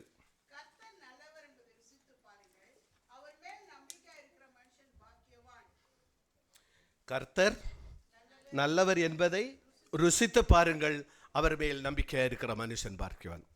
தலைகளை வணக்கம் தாழ்த்துவோம். ஒரு பரிசுத்தாத்மாவே ശക്തി പകർന്നിടണേ, അവിടുത്തെ ബലം ഞങ്ങൾക്ക് ആവശ്യമെന്നു കർത്താവേ നീ അറിയുന്നു. പരിശുദ്ധാത്മാവേ ശക്തി പകർന്നിടണേ, കൃപകളും വരങ്ങളും ജ്വലിച്ചിടുവാൻ ഞങ്ങൾ വചനത്തിൽ വേരൂന്നി വളർന്നിടുവാൻ. കൃപകളും വരങ്ങളും ജ്വലിച്ചിടുവാൻ ഞങ്ങൾ വചനത്തിൽ വേരൂന്നി വളർന്നിടുവാൻ. മിന്മഴയെ വീണ്ടും അയക്കേണമേ, നിഞ്ചനമുണർന്നിടുവാൻ. മിന്മഴയെ വീണ്ടും അയക്കേണമേ, നിഞ്ചനമുണർന്നിടുവാൻ. പരിശുദ്ധാത്മാവേ ശക്തി പകർന്നിടണേ. ആമേൻ. இயேசுவின் நாமத்தில் பிதாவே, என்னுடைய வாழ்க்கையில் மிகவும் பிடித்தமான ஒரு வசனம் தான் கர்த்தர் நல்லவர் என்பதை ருசித்து பாருங்கள். நாம் ருசிக்க வேண்டும் கர்த்தரை. ருசித்த சிலரை உங்கள் முன்னாக நான் அறிமுகப்படுத்துகிறேன். நீங்க பாருங்களா, கர்த்தர் நல்லவர் என்பதை ருசித்து பாருங்கள். ருசித்த அதான் பாஸ்டர் சொல்லிட்டாங்க. அதில் ஆகார், அடிமை பெண்ணான ஆகார், சாராள் அடிமை பெண்ணான ஆகாரை ஆபிரகாமுக்கு கொடுத்து குழந்தை ஈன்றெடுத்தாள். வாக்குத்தத்த பிரகாரம் சாராளுக்கு குழந்தை வந்ததும் அவங்க சொல்லிட்டான், இந்த அடிமை பெண்ணையும் இந்த குழந்தையும் நீங்கள் எங்கே எடுத்து அனுப்பிடுங்க. ஆபிரகாம் என்ன பண்ணாரு தெரியுமா? ஒரு துருத்தியில் தண்ணீரையும் கொஞ்சம் அடையும் கொடுத்து தோளில் வச்சுட்டு ஆகாரையும் கூட சேர்த்து போயிருங்க அம்மான்னு சொல்லிட்டார். ஒன்று நினைச்சு பாருங்க, இந்த உலகத்தில் உள்ள மனிதன் விசுவாசத்தின் தந்தையானாலும் கூட சரி, உலக மனிதர்கள் எப்படித்தான் ஏதாவது ஒரு சின்ன சப்போர்ட் பண்ணுவாங்க, அவ்வளோந்தான். பின்ன ஆகாரம் என்ன பண்ணான்னு தெரியுமா? ஆதியாகமம் 21 அப்பத்தையும் ஒரு துருத்தி தண்ணீர் அவள் தோல் வச்சு கொடுத்தாரு. ஆதியாகமம் 21:16 பிள்ளை வனாந்தரத்தில் அவங்க போயிடுற நேரத்தில் தண்ணீரும் தீந்து அப்பமும் தீந்து. நீங்கள் நம்ம நினச்சிக்கிடலாம், நமக்கு இது கடவுள் தந்த வேலைகள், அது எவ்வளோ நாள்னு கடவுளுக்கு தான் தெரியும். நம்ம கடவுள் தந்த பணம் எவ்வளோ நாள் தெரியும், எல்லாம் ஒரு நாள் தீர்ந்து போகணும். ஆனால் ஒரு நாளும் குறைபடாத வைக்கிற தேவன் ஒருவர் உண்டென்றால் இயேசு கிறிஸ்து மட்டும்தான். அவரை நம்பினவர் ஒருவரையும் தேவன் கைவிட்டதில்லை. யாருக்காவது சொல்ல முடியுமா? நாம் நிற்பதும் நிர்மூலமாகாதிருப்பதும் அவருடைய சுத்த கிருபை. ஒன்று நினைச்சு பாருங்க, கொரோனா வந்து என்னெல்லாமோ காரியங்கள் வந்து எத்தனையோ கோடீஸ்வரர்கள் போயிட்டார்கள். உங்களையும் என்னையும் தேவன் வைத்திருக்கிறார் அல்லவா? அதற்கு நன்றி செலுத்த வேண்டாம். நினைச்சு பாருங்களா, இது கிறிஸ்தவ வாழ்க்கை ஈசிப்பட்ட வாழ்க்கை இல்ல. நீங்க எவ்வளவு தூரம் கஷ்டத்தின் மத்தி இருந்தாலும் ஒரு நாளும் கைவிடாத ஒரு தேவன் உண்டு, இயேசு கிறிஸ்து மட்டும்தான். இங்க பாருங்களா, ஆகார அனுப்பிட்டாங்க. ஒன்று நினைச்சு பாருங்களா, வனாந்தரத்தில் தேடி திரிஞ்சு அலைஞ்சு போன அங்கே தண்ணீரும் தீர்ந்து அப்பமும் தீர்ந்து. அதில் ஒரு வசனம் சொல்லுகிறது, பிள்ளை சாகிறதை நான் பார்க்க மாட்டேன் என்று எதிராக அம்பேரும் தூரத்தில் இருந்து அழுது கொண்டிருந்தாள். ஒன்று நினைச்சு பாருங்க, நீங்கள் எந்த இடத்துல கண்ணீர் விடுதீர்களோ மனுஷங்க பார்க்க மாட்டாங்க, ஆனால் இயேசு பாப்பாரல்லேலூயா, அது கண்ணீர் விட்டு அதற்கு பதிலும் தருகிற தேவன். அங்கே என்ன நடந்துன்னு பாருங்களா, நான் பிள்ளை சாகிறதை நான் பார்க்க விட அம்பேரும் தூரத்தில் இருந்து உட்கார்ந்து சத்தமிட்டு கண்ணீரிட்டாள். உடனே அதற்கு அடுத்த இது பாருங்களா, ஆகாரே பயப்படாதே, பிள்ளை இருக்கும் இடத்தில் தேவன் அவன் சத்தத்தை கேட்டார். ஒன்று பாருங்களா, இந்த காலகட்டத்தில் நம்ம யாரை நினைச்சிருக்கணும், எப்படிப்பட்ட நிலைமையில் இருக்கோம்? யார் இப்போ எங்களுக்கு முன்னையே வேற யாருக்கு முன்னே அதை கண்ணீர் விட்டாச்சுன்னா கண்டிப்பாக அவங்க நிந்திப்பாங்க. தேவனுடைய சந்நிதியில் கண்ணீர் விடுங்க. நாங்கள் எல்லாம் வாழ்ந்து வந்ததெல்லாம் வெளியிலிருந்து நிறைய கஷ்டங்களும் துக்கங்களும் வரும். ரூமை போட்டுக்கிட்டு அப்படியே அழுதுடும். அந்த சத்தம் விட்டு அழுதாச்சுன்னு நிச்சயமாக மறுநாள் ஆனந்த சந்தோஷமாக இருக்கும். அப்படிப்பட்ட ஒரு தேவனை நாம் ஆராதிக்கிறோம் அல்ல இல்லையா? அது மட்டுமல்ல, ஆகாரே பயப்படாதே, பிள்ளை இருக்கும் இடத்தில் தேவன் அவன் சத்தத்தை கேட்டார். தண்ணீர் துறவை கண்டு துருத்தியில் தண்ணீரை நிரப்பி பிள்ளைக்கு குடிக்க கொடுத்தாள். இப்போ இனி ஆகாரத்தை கேட்டால் அவங்க என்ன சொல்லுவாங்க? கர்த்தர் கர்த்தர் நல்லவர் என்பதை ருசித்து பார்த்து வருது உடனர்களா. இப்போ இந்த வசனத்தில் நமக்கு 3 பாகமாயிட்டு எடுத்துச்சு. உடனே தான் நான் ஷார்ட் ஆகிட்டு அது முடிக்கிறேன். முதலாவது அப்படி கர்த்தர் நல்லவர் என்பதை ருசித்து பார்த்தல். இரண்டாவது என்னது? அவர் மேல் எஸ் அல்லேலூயா கூட இருக்கிறீங்களா, சப்போர்ட் பண்ணுங்க, அதான் நல்லது. மூன்றாவது என்னது? படிங்க. பாக்கியவான். லாஸ்ட்ல இருக்குதா? கர்த்தர் நல்லவர் என்பதை ருசித்து பாருங்கள், அவர் மேல் நம்பிக்கை இருக்கிற மனுஷன் பாக்கியவான் பாக்கியவதி. ஆமென். அந்த 3 காரியங்களை உங்களோடு பகிர்ந்து டைம் போயிட்டே இருக்கு, சீக்கிரம் முடிக்க வரேன். எனக்கு தெரியுமா, சொன்ன டைம் ஏராளமாக ஓடிக்கிட்டே இருக்குது. நம்ம இதெல்லாம் பிரசங்கம் பண்ணியாச்சுன்னா மணிக்கூர் எடுக்கும். ஆனால் ஷார்ட் ஆகிட்ட முடிச்சுட்டு உங்களோடு கூட சேர்ந்து இப்போ இதில் அடுத்தது ஆகாரம் எப்படி சொன்னான்? எப்படி? கர்த்தர் நல்லவர் என்பதை ருசித்து பார்த்தது. ரெண்டாவது எல்லாருக்கும் தெரிஞ்சதானே, எல்கானாவின் மனைவியின் பேர் என்ன? ரெண்டாவது மனைவியின் பேர் எல்கானா. ரெண்டாவது மனைவியின் பேர் பெனிலாள். அப்போ அன்னாளின் கண்ணீர் எல்லாருக்கும் தெரியுமே, தெரிஞ்சதானே. பெனிலாள் குழந்தை இருந்தது, அன்னாளுக்கோ குழந்தை இல்லை. ஆனால் அந்த சக்களத்தையோடு எவ்வளவு கஷ்டப்பட்டாங்க யாரு? அன்னாள். ஆனால் எல்கனா என்ன பண்ணார் தெரியுமா? ரெட்டிப்பான பங்கும் கொடுத்து ரெட்டிப்பான பாசத்தையும் கொடுத்தார். எவ்வளோ பாசம் தந்தாலும் அது ஒன்று நமக்கு பத்தாது. ஆனால் அன்னாள் எல்கனாவோடு சொன்னவங்கள, எனக்கு குழந்தை இல்லையே, குழந்தை கொடுங்கணும். ஆனால் அவர் என்ன சொன்னார் தெரியுமா? கர்த்தர் உன் கற்பத்தை அடைத்து. வசனம் அப்படி ஒன்றும் இல்லையா? பின்ன என்ன சொல்லுங்களா, கொஞ்சம் சப்போர்ட் பண்ணுங்க. கர்த்தர் உன் கற்பத்தை அடைத்து வைத்தார். எதனால? அருமையானவர்களா, அதில் ஒரு சந்தோஷம் எனக்கு தெரியுமா? கூடுதலாக நேசித்தார். யாரை? அன்னாள். அன்னாளை கூடுதலாக நேசித்தபடியினால் தான் கற்பத்தை அடைத்து வைத்தார். உங்களை தேவன் நேசிக்கிறார் என்றால் ஏதாவது ஒரு தடசங்கள் வரும், ஒரு கஷ்டங்கள் வரும். ஐயோ நீங்களும், ஐயோ என்ன கடவுள் கழுவி விட்டுட்டாரே, அது ஒன்றும் இல்லைங்க. உன்னை உன்னதமான இடத்தில் உயர்த்தத்தான் தேவன் அப்படி செய்கிறார். உன்னை சேதர் அன்னைக்கு நான் நினச்சி பார்த்தேன், அன்னைக்கு அன்னாளை என்ன கொடுத்துருந்தா பெண்ணினால் வந்திருக்க மாட்டாங்க.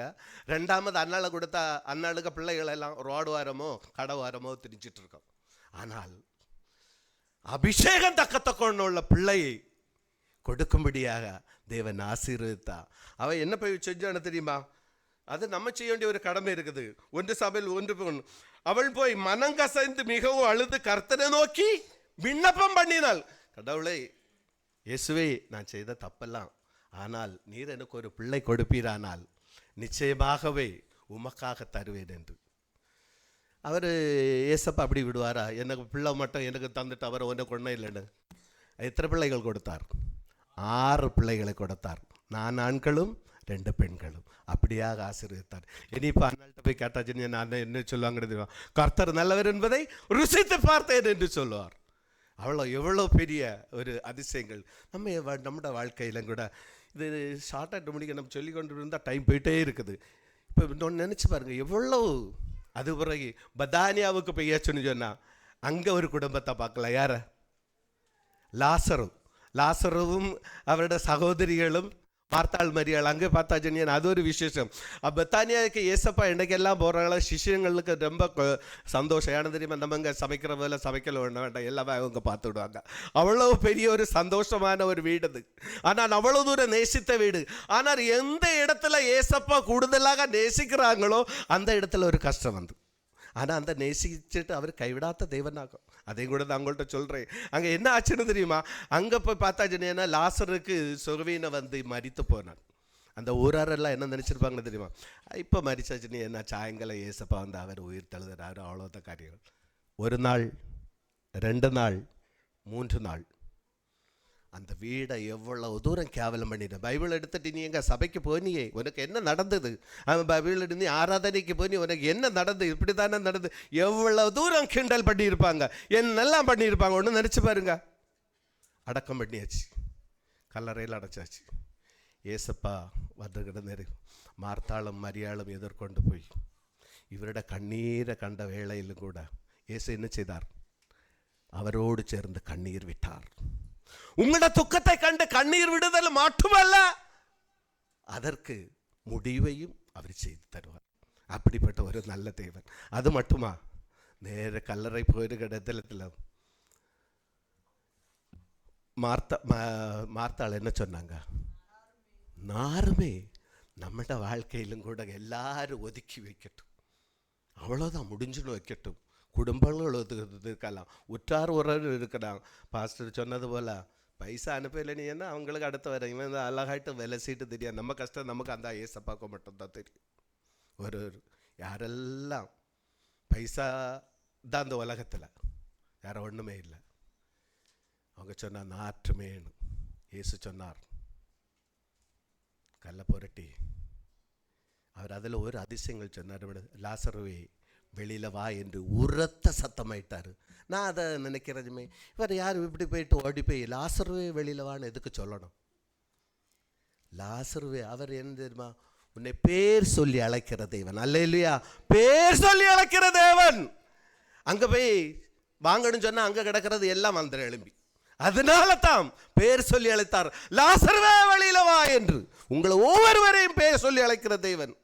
ஏனென்னா இயேசு ஒரு வாக்கு சொன்னா அதே போல் ஆகும், அப்படியே ஆகும். அதான் அவர் பேர் சொல்லி அழைக்கிற தெய்வம். ஒன்று நினைச்சு பாருங்களா, அவர் இந்த பேர் சொல்லாமடி இருந்த எல்லாம் இங்கே இறந்து கிடக்கிறது எல்லாம் எழும்பி வந்துடும். ஒன்று நினைச்சு பாருங்களா, ஒன்று சிந்தனை பண்ணி பாருங்களா. பேர் சொல்லி அழைக்கிற தெய்வம், வரைந்து வைத்திருக்கிற தெய்வம். இப்போ இனி அந்த குடும்பத்தில் கேட்டால் என்ன சொல்லுவாங்க? கர்த்தர் நல்லவர். அவங்க ருசிச்சாச்சு. எவ்வளவு தூரம் ருசிச்சிருக்கோம் ஒன்று நினைத்து பாருங்கள். அப்போ பாருங்களா, கர்த்தர் நல்லவர் என்பதை ருசித்து பாருங்கள்.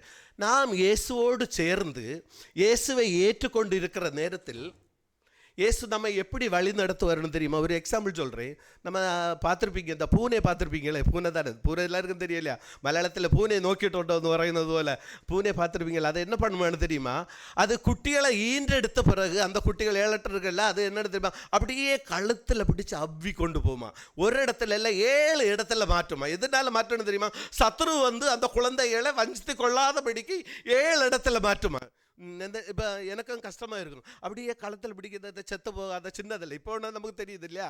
அப்போ அந்த நேரத்தில் அப்படியே பாதுகாத்து, தாய் சவுட்டுனா பிள்ளைக்கு ஒன்றும் ஆகாதுன்னு சொல்லுவாங்க இல்லை, அதே போல் இதை கப்பி பிடிச்சிட்டு பாதுகாக்குமா. அதே போல் இயேசுவுக்குள் கர்த்தருக்குள் நீங்கள் வரும்போது தேவன் அப்பிரகாரமாக எந்த வழியிலும் நீ திரும்பி பார்க்காத. உனக்கு பிரேயர் கால் உண்டா, ஜபம் உண்டா, பைபிள் படி உண்டா, அதை மட்டும் பாரு. உலக காரியங்களை ஒன்றுமே பார்க்கக்கூடாது. அப்படி ஒரு சிந்தனையில் தான் தேவன் நம்மை வழி நடத்துகிறார். அல்லேலூயா. அது போட்டு இனி விடுகிற நேரம் இல்லாதோன்னா 2வது காரியத்தை பார்ப்போமானால், அவர் மேல் நம்பிக்கை இருக்க வேண்டும். அவர் மேல் நம்பிக்கை இருக்க வேண்டும் என்றது ஈஸிப்பட்ட காரியம் இல்லை. அவர் மேல் நம்பிக்கை இருக்க வேண்டும். இப்போ இந்த நம்பிக்கை இது இப்படி ஒரு தெரியுமா? 2வது காரியம் நம்பிக்கை. குரங்கு என்ன பண்ணுமான்னு தெரியுமா? குட்டி சின்ன குட்டி குரங்கு இந்த பரம முதுகுல அப்படியே அவ்வி பிடிச்சிடுமா. அப்படி பிடிச்சிட்டாங்கண்ணா 2வது கட்டத்தில் நல்லா யோசனை பண்ணி பாருங்க. ஏன் அப்படி சொல்கிறேன்னு தெரியுமா? 2வது கட்டம் இயேசு நமக்கு தருகிறது. இப்போ நம்ம இயேசு அப்படி முறுக்க பிடிச்சு பற்றி கொண்டு வந்தோம். அந்த குரங்கு என்ன பண்ணுவானது? இங்கே இருந்து அங்கே குதிக்கும். நம்ம பிடி விடக்கூடாது. அந்த குட்டி குரங்கு அது முதுகில் எப்படி பற்றி பிடிச்சிடும், அதே போல் இயேசுவை நாம் முருக பற்றி பிடிச்சிருக்க வேண்டும். அது என்ன பிரச்சனைகள் எது வரட்டு, அந்த குரங்கு அங்கே சாடும், எடுக்க அங்கே சாடும், இங்கே சாடும், அது முதல்ல இருக்குது. அது தெரியும். நான் தாயை பற்றி பிடித்திருந்தேன், அது என்ன குரங்கு எங்கே சாடுனாலும் எனக்கு பிரச்சனை இல்லைன்னு இயேசுவை பற்றி பிடிச்சிருக்க வேண்டும். அந்த குரங்கை போல நம்முடைய வாழ்க்கையில் 2வது கட்டம் பற்றி பிடிச்சிருக்க வேண்டும். அப்படி அதில் ஒரு காரியத்தை நான் சொல்ல விரும்புகிறேன். என்ன தெரியுமா? பற்றி பிடிச்ச வேதத்தில் நிறைய காரியங்கள் உண்டு. ஒரு காரியத்தை ரூத்து புஸ்தகத்தை பார்க்கும்போது, பெத்லேகம் ஊரனாகிய ஒரு மனுஷன் தன் மனைவியோடு 2 குமாரரோடு மோவா தேசத்தில் போய் சஞ்சரித்தான். ரூத்து 1:1 படிங்க. இல்லை அது இடையில இருந்து படிங்க சிஸ்டர். எஸ்.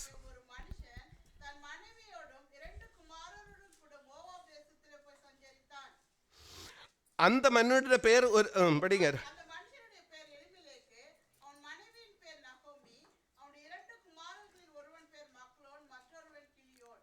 யூதாவில் உள்ள பெத்லெகேம் ஊராகிய எப்பிராத்தாகிய அவர்கள் மோவாப் தேசத்துக்கு போய் அங்கே இருந்து விட்டார்கள். நகோமியின் புருஷனாகிய எலிமெலேக்கு இறந்து போனான், அவளும் அவளுடைய 2 குமாரரும் மாத்திரம் இருந்தார்கள். போதும் சிஸ்டர். இப்போ இது ஸ்டோரி நிறைய நம்ம இது வச்சுன்னா 2 நாள் நம்ம பிரசங்கம் பண்ணலாம். அது நான் ஷார்ட்டாகிட்டு முடிக்கிறேன். அப்போ லாஸ்ட்டில் மிஞ்சினது யாரெல்லாம்? நகோமி, ரூத்து, ஓர்பாள். அப்போ இவங்க சொல்லிட்டாங்க, நான் இனி பெத்லெகேமுக்கு, யார் நகோமி சொன்னாங்க, நான் இனி பெத்லெகேமுக்கு போகிறேன். இப்படியாக என்னுடைய கணவன் இறந்து போனார்கள், 2 மகன்களும் இறந்து போனார்கள். இனி நீங்கள் ஒன்று பண்ணுங்க, மருமக்களோடு உங்கள் தாய் வீட்டுக்கு திரும்பி போங்கள். அப்போ உடனே தானே ஓர்பாள் என்ன செய்தா வந்து ஓடி வந்து மாமியார் முத்தம் கொடுத்து, இதுதான் சான்ஸ். ஏன்னு தெரியுமா? ரூத்துக்கிட்ட ஒன்றுமே கிடையாது, ஒன்றுமே கிடையாது. எந்த ஒரு விசுவாசத்தோடு, எந்த ஒரு நம்பிக்கையோடு இனி ரூத்தை நான் பின்பற்ற முடியும்? அப்போ உலக பிரகாரமாக பார்க்குற மக்கள் அப்படி தான், ஒன்றுமே கிடையாதுன்னு சொல்லிட்டு என்ன பண்ணிட்டாங்க, அழகா ஒரு முத்தமும் கொடுத்துட்டு, அந்த அநேக இடத்துல இந்த முத்தம் கொடுக்கறதே பயங்கர. யூதா வந்து முத்தம் கொடுத்தாருல்ல, ரவி வாழ்கன்னு சொல்லி போய் விடுத்தாங்க. இந்த முத்தம் பயங்கர டேஞ்சரான ஒரு காரியம். உள் மனதில் இந்த அதே போல தான் இவங்க என்ன பண்ணுறாங்கன்னு தெரியுமா? ஓடுறா ஓட்டம். ஆனால் திரும்பி நகோமி ரூத்தை பார்த்து சொன்னாங்க, நீ போயில்லையா? அதுக்கு அந்த சகோதரி ஒரு பதில் சொன்னாங்க. அந்த சகோதரிக்கு தெரியும் இவங்கள்ட்ட என்ன இருக்குது, இவங்களுக்கு கூட நான் போகிறேன், இந்த கணவனை இழந்துட்டோம், அவங்க மாமனாரை இழந்துட்டோம், இவங்க கூட என்ன இருக்குது, என்ன காரணத்தால் நான் போக வேண்டும் என்று அந்த ஒரு எண்ணம் வந்த நேரத்தில் 1:14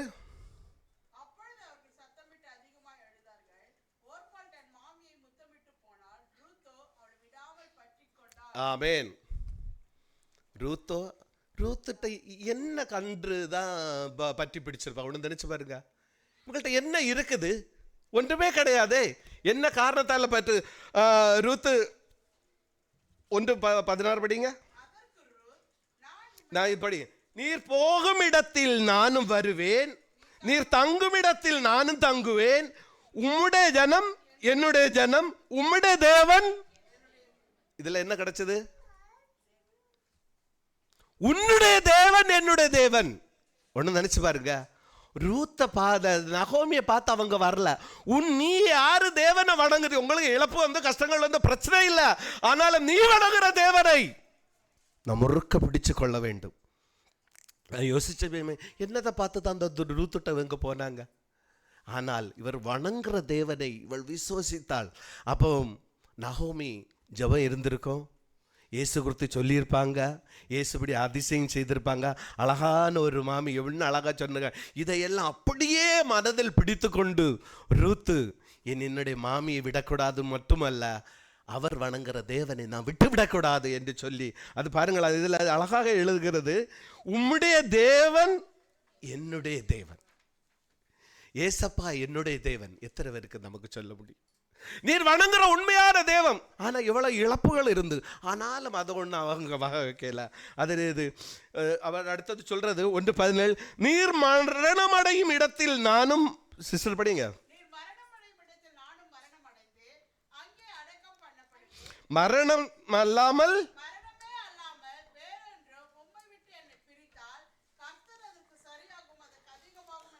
ஆமென்.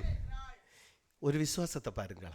அதான் நான் சொன்னேன் இல்லை, நேரத்தை பற்றி பிடிச்சிருக்கணும். இந்த நேரத்தில் எவ்வளோ இழப்புகள் கஷ்டங்கள் என்ன பாருங்கள் வந்தோம், ரூத்தை போல அப்படி பற்றி பிடிச்சிருக்கணும். அங்கே அதை சுருக்கமாக அதை முடிக்கிற அங்கே போய் நடந்த சம்பவத்தை பார்த்துகள்.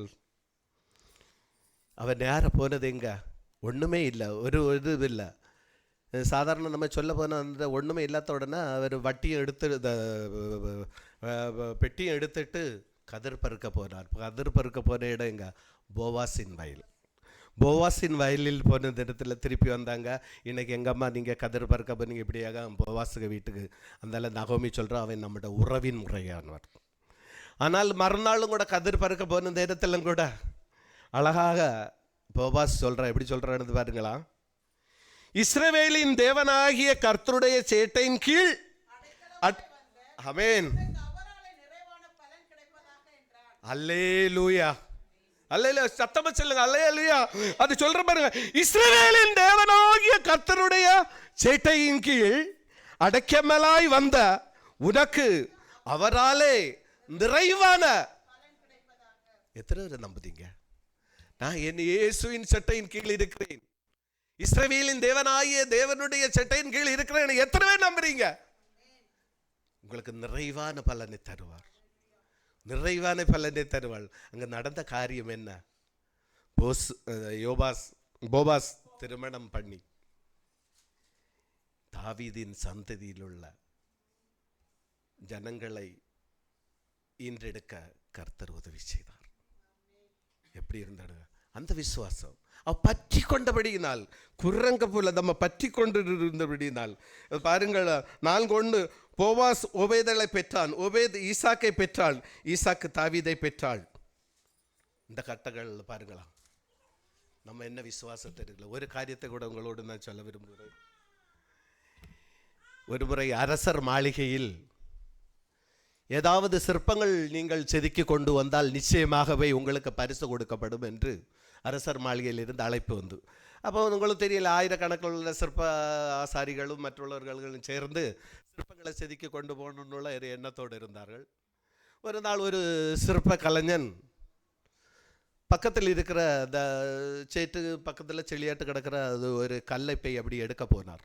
கல்லை எடுக்க போனோன்னா கல் பேசிச்சு, நீ என்னத்துக்கப்பா, நான் அந்த சேட்டில் கடை, நீ எதுக்கப்பா என்ன எடுக்க வாரா, நீ இப்போ அவன் வேலையை பாருன்னு சொல்லிட்டு அந்த கல்லை சத்தம் போட்டுட்டான். உடனே தானே அதை விட்டுட்டு அடுத்த கல்லை போய் எடுக்க போனார். கல்லை எடுக்க போனதுன்னு சொல்லிச்சு, உன் பிழைப்புக்காக என்னை தொந்தரவுப்படுத்தாதே, நான் இந்த சேற்றிலே கிடந்துட்டு போகிறேன். சேற்றில் கிடந்த நம்மையும் பரிசுத்தப்படுத்தின நம்முடைய தேவாதி தேவன். அல்லேலூயா. மூன்றாவது ஒரு கல் போய் எடுக்க போனோன்னு அந்த கல் பேசிச்சு, அப்பா நீங்கள் எப்பப்பா நீர் என்னை எடுப்பீங்க, அந்த ஒரு ஆவலோடு எதிர்பார்ப்போடு நான் இருந்தேன். உடனே இவர் சும்மா உடனே சிற்பரிச்சு சொன்னார், நான் உன்னை எடுத்து கொண்டு போய் உன்னை செதுக்குவேன், உன்னை உளியைத்து அடிப்பேன், உனக்கு வேதனை உண்டாகும், நீ அந்த நேரத்தில் வேதனை உண்டாகிற நேரத்தில் நீ அழுவாய். ஒரு கவலை இல்லை, நான் சேற்றில் கிடக்கிற எண்ணெய் நீர் கொண்டு சிற்பாசிரி கொண்டு நீங்கள் அடிங்க. இந்த 2வது கட்டம், கர்த்தரோடு இருங்க. நமக்கு அடிகள் உண்டாகும், கஷ்டங்கள் உண்டாகும், வேதனைகள் உண்டாகும், எல்லா பிரச்சனைகள் வரும், எல்லா காரியங்களும். இதையெல்லாம் நாம் தாங்கி ரூத்து ஒப்பையில் அப்படி முறுக்க பற்றி கொள்ள வேண்டும். உடனே அந்த கல் சொல்லுது, நீர் ஒரு நல்ல சிற்பாசிரி நம்முடைய ஏசப்பா, நீர் எனக்கு தெரியும், நீர் என்னை கொண்டு அழகாக செதுக்குவீர் என்று தெரியும். இது அப்படியே கொண்டு செதுக்கி நேராக அரசர் மாளிகையில் கொண்டு போது முதல் பரிசை தட்டி சென்றது. அல்லேலூயா. உங்களையும் என்னையும் எங்கேயோ கிடந்த நம்மை அவர் சிற்பாசிரியான இயேசு கிறிஸ்து செதுக்கி சுத்தப்படுத்தி உங்களை இந்த இடத்தில் கொண்டு வந்து நிறுத்தினால் நீங்கள் எங்கும் கிடக்கிறவர்கள் அல்ல. அரசர் மாளிகையில் எங்கேயோ கிடந்த கல், அரசர் மாளிகையில் எல்லாரும் விவேகத்தக்கணும் அந்த இடத்தில் கொண்டு நிறுத்தினார். உங்களை நிறுத்துற நல்ல தேவாதி தேவனை நாம் என்ன செய்ய வேண்டும், நாம் எப்படி பற்ற வேண்டும்? இந்த காலகட்டத்தில் இறுக்க பற்றி பிடித்து கொள்ள வேண்டும். சுருக்கமாக இனி ஒரு 5 நிமிடங்கள் தான் உண்டு, அதற்குள்ளாக இதை முடிக்க விரும்புகிறேன். மூன்றாவது என்னது? பாக்கியவான். இந்த பாக்கியவான் நம்ம 2 காரியங்கள், ஒன்று பூனை அனுபவத்தை பார்த்தோம், 2வது குரங்கின் அனுபவத்தை பார்த்தோம், 3வது அனுபவம் என்னது? கங்காரு. தெரியும் இல்லையா? இந்த 3வது கட்டங்கள் என்ன தெரியுமா? அந்த கங்காரு என்ன பண்ணும்போது, சத்ரு வரும்போது நேர தாயின் வயிற்றில் போய் அமர்ந்து கொள்ளுமாம். நமக்கு ஒரு பிரச்சனை வரும்னு சொன்னா ஏசப்பா என்னட்ட இருக்காருன்னு ஓடி போய் எங்க இருக்கலாம்? இயேசுவின் மடியில் அமர்ந்து கொள்ளலாம். அவர் உங்களை கைவிடாத தேவன், உங்களை வாளாக்காத தேவன், அப்படிப்பட்ட நல்ல தேவன் அவருக்கு. அவர் வசனம் சொல்லுகிறது, சிங்கக்குட்டிகள் தாழ்ச்சி அடைந்து பட்டினியா இருக்கும் கர்த்தரை தேடுறவர்களுக்கோ ஒரு நன்மைக்கும் குறைபடாது. சங்கீதம் 1:2 சொல்லுது, கர்த்தருடைய வேதத்தில் பிரியமாய் இருந்து இரவும் பகலும் அவருடைய வேதத்தில் தியானமாய் இருக்கிற மனுஷன் பாக்கியவான். நீங்க விரும்பப்பட இல்லையா பாக்கியம்? நம்ம நடிச்சோட வேலை செய்கிற இடத்துல நம்ம அசை வாடுகிறது போல நம்மட வசனத்தை அப்படி தியானித்து கொண்டே இருக்கணும். அல்ல அப்படி அங்கே போய் பப்ளிக்காட்டு வேலை டைமில் போய் பைபிள் படிக்கிறதில்ல, உள்ளத்தில் கிரியை செய்து கொண்டே இருக்க வேண்டும்.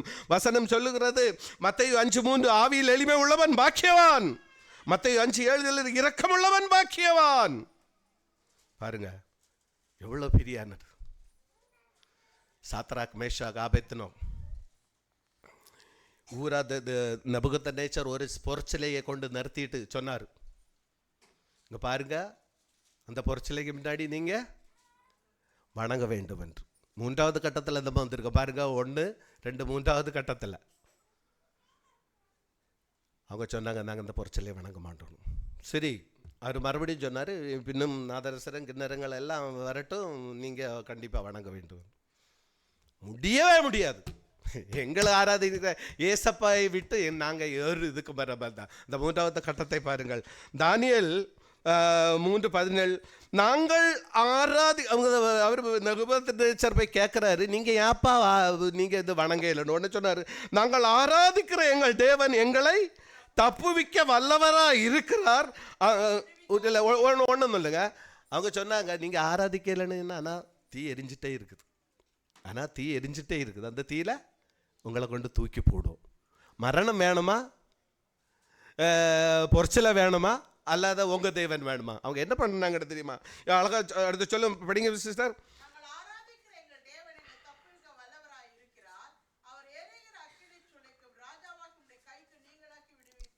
இதுல அடுத்த ஒரு வசனம் எப்படி சொல்லணும் தெரியுமா? விடுவிக்காமல் போனாலும் போதும் பாருங்களா, எனக்கு கஷ்டம் வரட்டு, எனக்கு நஷ்டம் வரட்டு, எது வந்தாலும் நாங்க இந்த ஆராதனை விட்டு விடப்பட்ட சபை கூடுதலை விட்டு விடாதீர்கள் சொன்ன போல, ஒரு நாள் சபை கூடுதலை விட்டு விடாதீர்கள். போதகர் சொன்ன போல, இப்ப நான் என்ன தெரியுமா, இங்க வர்றதுக்கு என்ன 1 hour போதும். நான் 4:30 மணிக்கே எழும்பி எப்படா போகணும், அது பிறகு வண்டி ஓட்டி வரைஞ்சுமே ஸ்லோ பண்ணினேன். இங்கே ஒரு 9:30 வந்து சேர்ந்தா போருமே, அப்படியே வந்துட்டு. யாரும் நமக்கு ஒரு ஆயத்தம் வேணும். நமக்கு தெரியாதா, உங்களையும் என்னையும் நடத்துகிற தேவனுக்கு முன்பாக எப்படி அவர் சொல்ல, 2-3 பேர் என் நாமத்தில் எங்கு கூடியிருக்கிற அவட மத்தியில் இருக்கிறா இல்லையா? இருக்கிறாரா? நான் என்ன பிரசங்கம் பண்ணதோ அதை விடுங்க, நீங்க தேவனை நோக்கி பிரார்த்தனை செய்து கொண்டிருக்க, ஜெபம் பண்ணி கொண்டிருக்க, தேவன் உங்களோடு பேசுவார். ஒரு வசனமாக உங்களுக்கு கிரியை செய்யவில்லையா? கர்த்தர் நல்லவர். அப்ப இங்க பாருங்களா, நாங்கள் விடுவிக்க போவில்லாதும் நாங்கள் உம்முடைய போதும் பாருங்களா என்ன பண்ணாங்கன்னு தெரியுமா? தீயா எத்தனை மடங்கு? 7 மடங்கு. 1 மடங்கு இல்லை, கிறிஸ்தவர்கள் அப்படிதான், நமக்கு அப்படிதான். ஒரு சத்ரு இல்லை, 7 சத்ரு உங்க பின்னாடி வருவாங்க. கேட்டீங்களா? கிறிஸ்தவை ஏற்றுக்கொண்டு கிறிஸ்துவின் பாதத்தில் நடக்கும்போது இது ஈஸியாட்டு கிடைக்கிறது இல்லை. யானு தெரியுமா? நம்ம இந்த பரீட்சை எழுதி டிகிரி எல்லாம் வாங்க இல்லை, நமக்கு டாப் டிகிரி கிடைக்க போகுது, புரியுதா? டாப் மார்க் கிடைக்க போகுதுன்னு நினச்சிடுங்களா? அவர் இது நாங்கள் 7 மடங்கு தீயை சூடாக்க போனோம். தீயை சூடாக்கி போய் அந்த 3 பேரை தூக்கி கொண்டு போனவர்கள் என்ன செய்துட்டாங்களா? என்ன செஞ்சாங்களா தெரியலையா? அவரை தூக்கி கொண்டு போகிற நேரத்தில் அவங்க கருகி போனார். என்னை தொடுகிறவன் கண்மணி தொடுகிறார். அவர் செய்த வசனங்கள் ஒன்றும் வீணாகும். உங்களை எவன் தொடுகிறானோ அவன் தான் முதல்ல கருகு. அப்புறம் லாஸ்ட்ல நடந்த காரியத்தை பாருங்கள். தானியேல் 3:22 படிங்க சிஸ்டர்.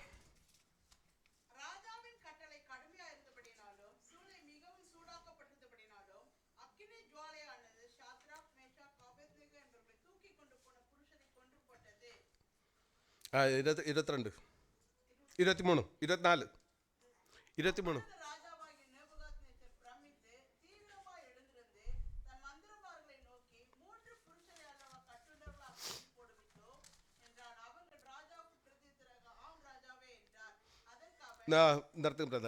தானியேல் 3:24 சொல்லுது, அப்பொழுது ராஜாவாகிய நேபுகத்நேச்சர் பிரமித்து உங்களை கண்டு மற்றவர்களை பிரமிக்க வேண்டும்.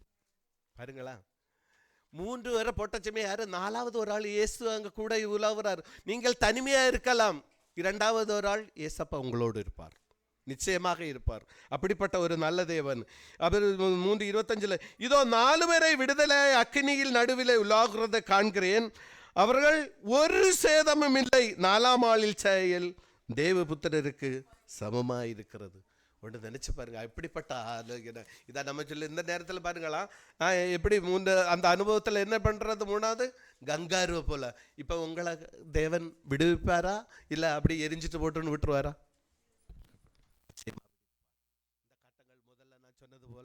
பூனை போல அந்த ஒரு அனுபவம், ரெண்டாவது குரங்க போல ஒரு அனுபவம், மூணாவது கங்காருவை போல. இப்போ ஓடி மறைகிறதற்கு உடம் இருக்குன்னு சொன்னால் நம்முடைய தேவன்.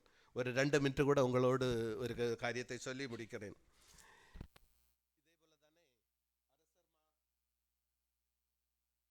அரசர் மாளிகையில் கூப்பிட்டு இருந்தாங்க. அந்த அரசர் சொன்னார், இந்த ஊரில் உள்ள ஜனங்கள் எல்லாரும் பாருங்க, ஒரு 2 நாள் ஒரு ஃப்ரீ டைரக்டாட்டு அரசரை பார்க்கலாம். உங்களுக்கு என்னெல்லாம் தேவை உண்டோ, மைக்கிலையோ இருக்குதா, உங்களுக்கு என்னெல்லாம் தேவை உண்டோ அதெல்லாம் இலவசமாக வாங்கி கொண்டு போகணும். உடனே 3 பேர் அவர் பக்கத்தில் போனாங்க. ஒருவர் விவசாயி, ஒரு 10 ஏக்கர் கிடச்சா வசதியாக இருக்கும். இவன் நினச்சி பார்க்கணும், இல்லை 10 ஏக்கர் கிடச்சிட்டு அவர்கிட்ட வந்து வாங்கினா கொடுத்துறாரு. வெள்ளம் இல்லை தண்ணி இல்லைன்னு சொன்னால் இவன் என்ன பண்ணுவான்? சரி 10 ஏக்கரை வாங்கிட்டு வந்தாச்சு, சரி விட்டாச்சு. ரெண்டாவது ஒரு 4 பெண்கள் இருக்காங்க, அவங்கள திருமணம் பண்ணி கொடுங்க, கொஞ்சம் ஒரு 1 கிலோ தங்கமாவது கிடச்சி, இப்பளத்த விலைக்கு எவ்வளோ வேணும், கன்னியாகுமரி இந்த டிஸ்ட்ரிக்டில் பார்த்தா எவ்வளோ வேணும், அவங்க கொஞ்சம் தங்கத்தை வாங்கிட்டு வரலான்னு சொல்லி அவர் வாங்கிட்டு போனார். 3வது ஒரு ஆள் போனார். அவர் என்ன கேட்டிருப்பாரு நினச்சி பாருங்க. அங்கே போன உடனே சொன்னார், இவருக்கு வீடு கிடையாது, இவருக்கு சரியான சாப்பிட கூட வழி இல்லை. இவர் சொன்னார், ஹலோ கொச்சோ இதில் சரி சரி சரி பரவாயில்ல. 3வது ஆள் ராஜாவிட்ட போய் சொன்னார், ராஜா என்ன, நீங்கள் என் வீட்டுக்கு வர வேண்டும். அல்லேலூயா, நீங்கள் என் வீட்டுக்கு வர வேண்டும். இந்த மனுஷன் கொஞ்சம் 100 பவுனோ 1000 பவுனோ கேட்டிருக்கலாம், இது ஒன்றும் கேட்க விட, நீங்கள் என் வீட்டுக்கு வர வேண்டும். இவர் கிட்டத்தட்ட ஒரு 10 கிலோமீட்டர் தூரம் இருக்க வீடு. அப்போ அந்த வீட்டுக்கு வர வேண்டும் என்று என்ன சொல்லணும், அழகான ராஜா வரணுன்னு அழகான ரோடு போடணும். யாருக்கு வீட்டில் ஒரு வசதியில் ஒரு நல்ல ஒரு அரண்மனைக்கு வீடு கட்டி கொடுக்கணும். அப்படி எல்லா காரியங்களும் செஞ்சால் தான் அந்த ராஜா அங்கே வர வேண்டும். இன்றைய தினத்தில் அதே போல் அவர் செய்து கொடுத்தார், எல்லா காரியம் செய்தார். அப்போ முதல்ல பவன் கேட்டவன் விசேஷத்தவனா, அந்த இடம் கேட்டவன் விசேஷத்தவனா? இன்றைய தினத்தில் நான் உங்களோடு சொல்கிறேன், என் இயேசு என்னுடைய வீட்டுக்கு வர வேண்டும், என் இயேசு என்னுடைய உள்ளத்தில் வர வேண்டும், என் இயேசு என் குடும்பத்தில் வர வேண்டும், என் இயேசு நான் வேலை செய்கிற இடத்தில் வர வேண்டும். நீங்கள் இங்கே இருந்து இன்னைக்கு ப்ரேயர் பண்ணிட்டு திரும்பி போகும்போது இயேசுவை கூட்டி கொண்டு போக வேண்டும்.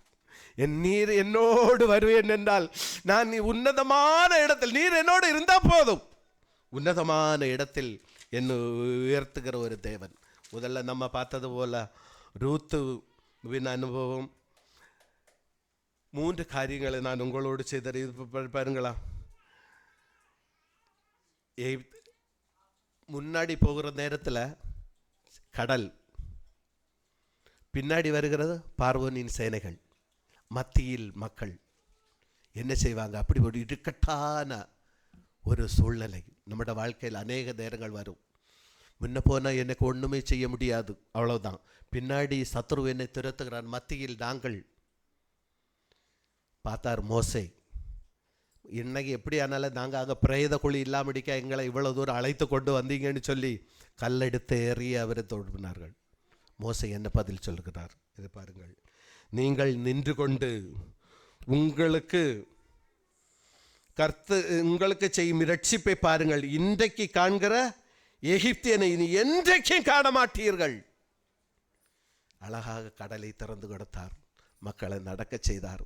இப்படி இக்கட்டான ஒரு சூழ்நிலை நம்முடைய வாழ்க்கையில் வந்தாலும் நீங்கள் யோசனை பண்ணி பாருங்கள், செங்கடலை 2ஆக பிளந்த தேவன் நம்மளை வழிநடத்துகிற தேவன். அப்படி ஒரு நல்ல தேவனை நாம் கல்லோ மண்ணை எல்லாம் நாம் ஆராதிக்கிறோம். உண்மையுள்ள ஒரு தேவனை ஆராதிக்கிறோம். ஒரு உற்சாகத்தோடு நம்ம எது செய்தாலும் கர்த்தருக்கு வேண்டி செய்யத்தக்கோணும் நாம் முன் வருவோம் என்றால் நிச்சயமாகவே கர்த்தர் நம்மை ஆசீர்வதிப்பார்.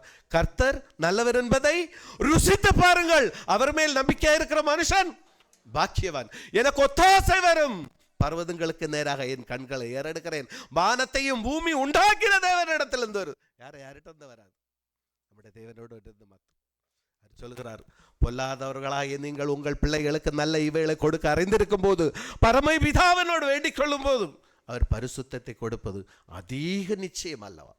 அப்படிப்பட்ட ஒரு நல்ல தெய்வத்தை நாம் ஆராதிக்கிறோம். நிச்சயமாகவே கர்த்தர் உங்களை ஆசீர்வதிப்பாராக. ஆமீன்.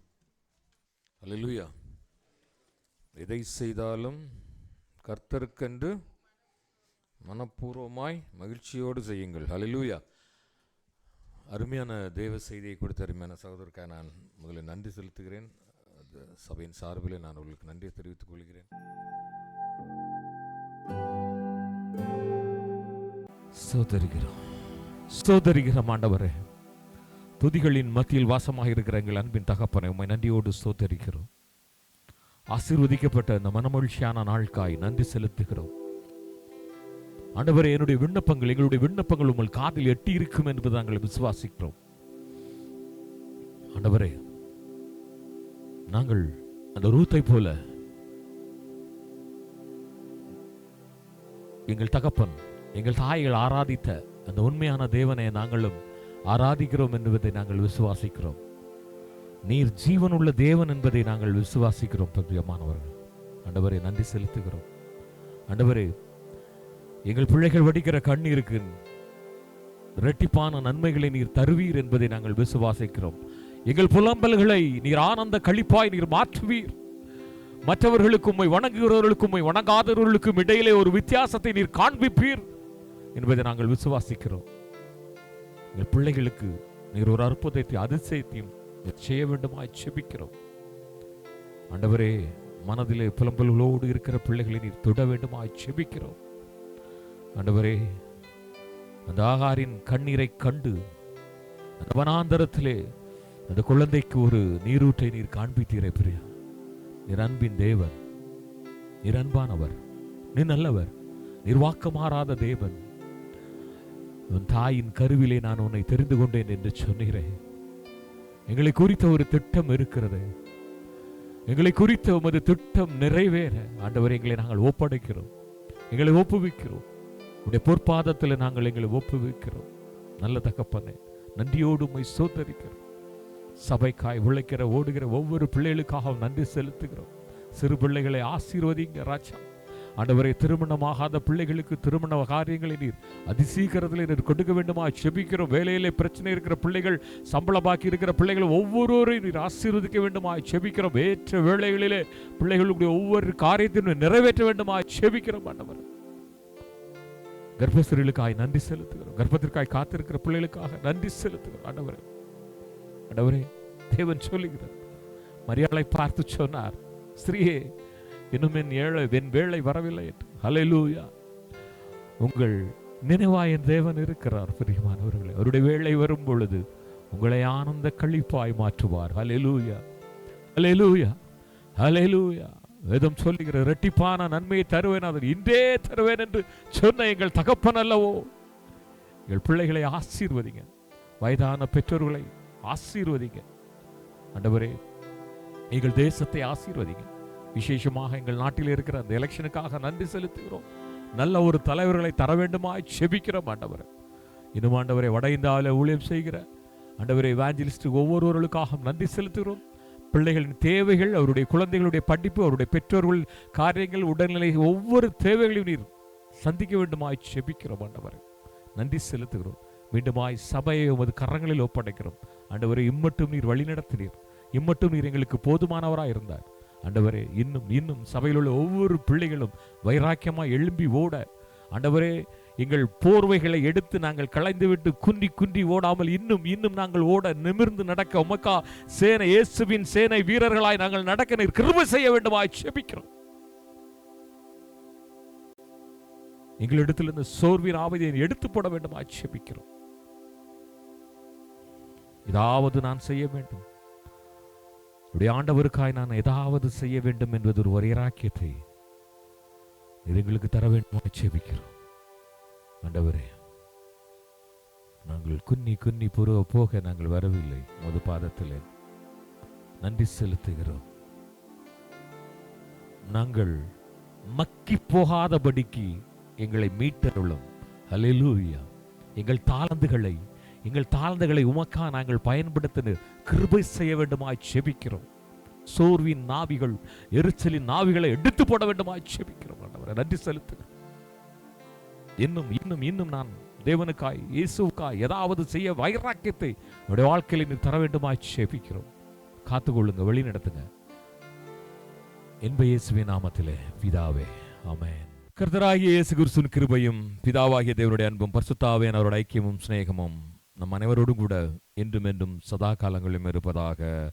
ஆமேன். ஹல்லேலூயா, ஹல்லேலூயா, ஹல்லேலூயா. இணையத்தில் இணைந்திருக்கிற பிள்ளைகளையும் கலந்து கொண்டிருக்கும் ஒரு பிள்ளைகளையும் சபையின் சார்பிலே நான் வாழ்த்துகிறேன்.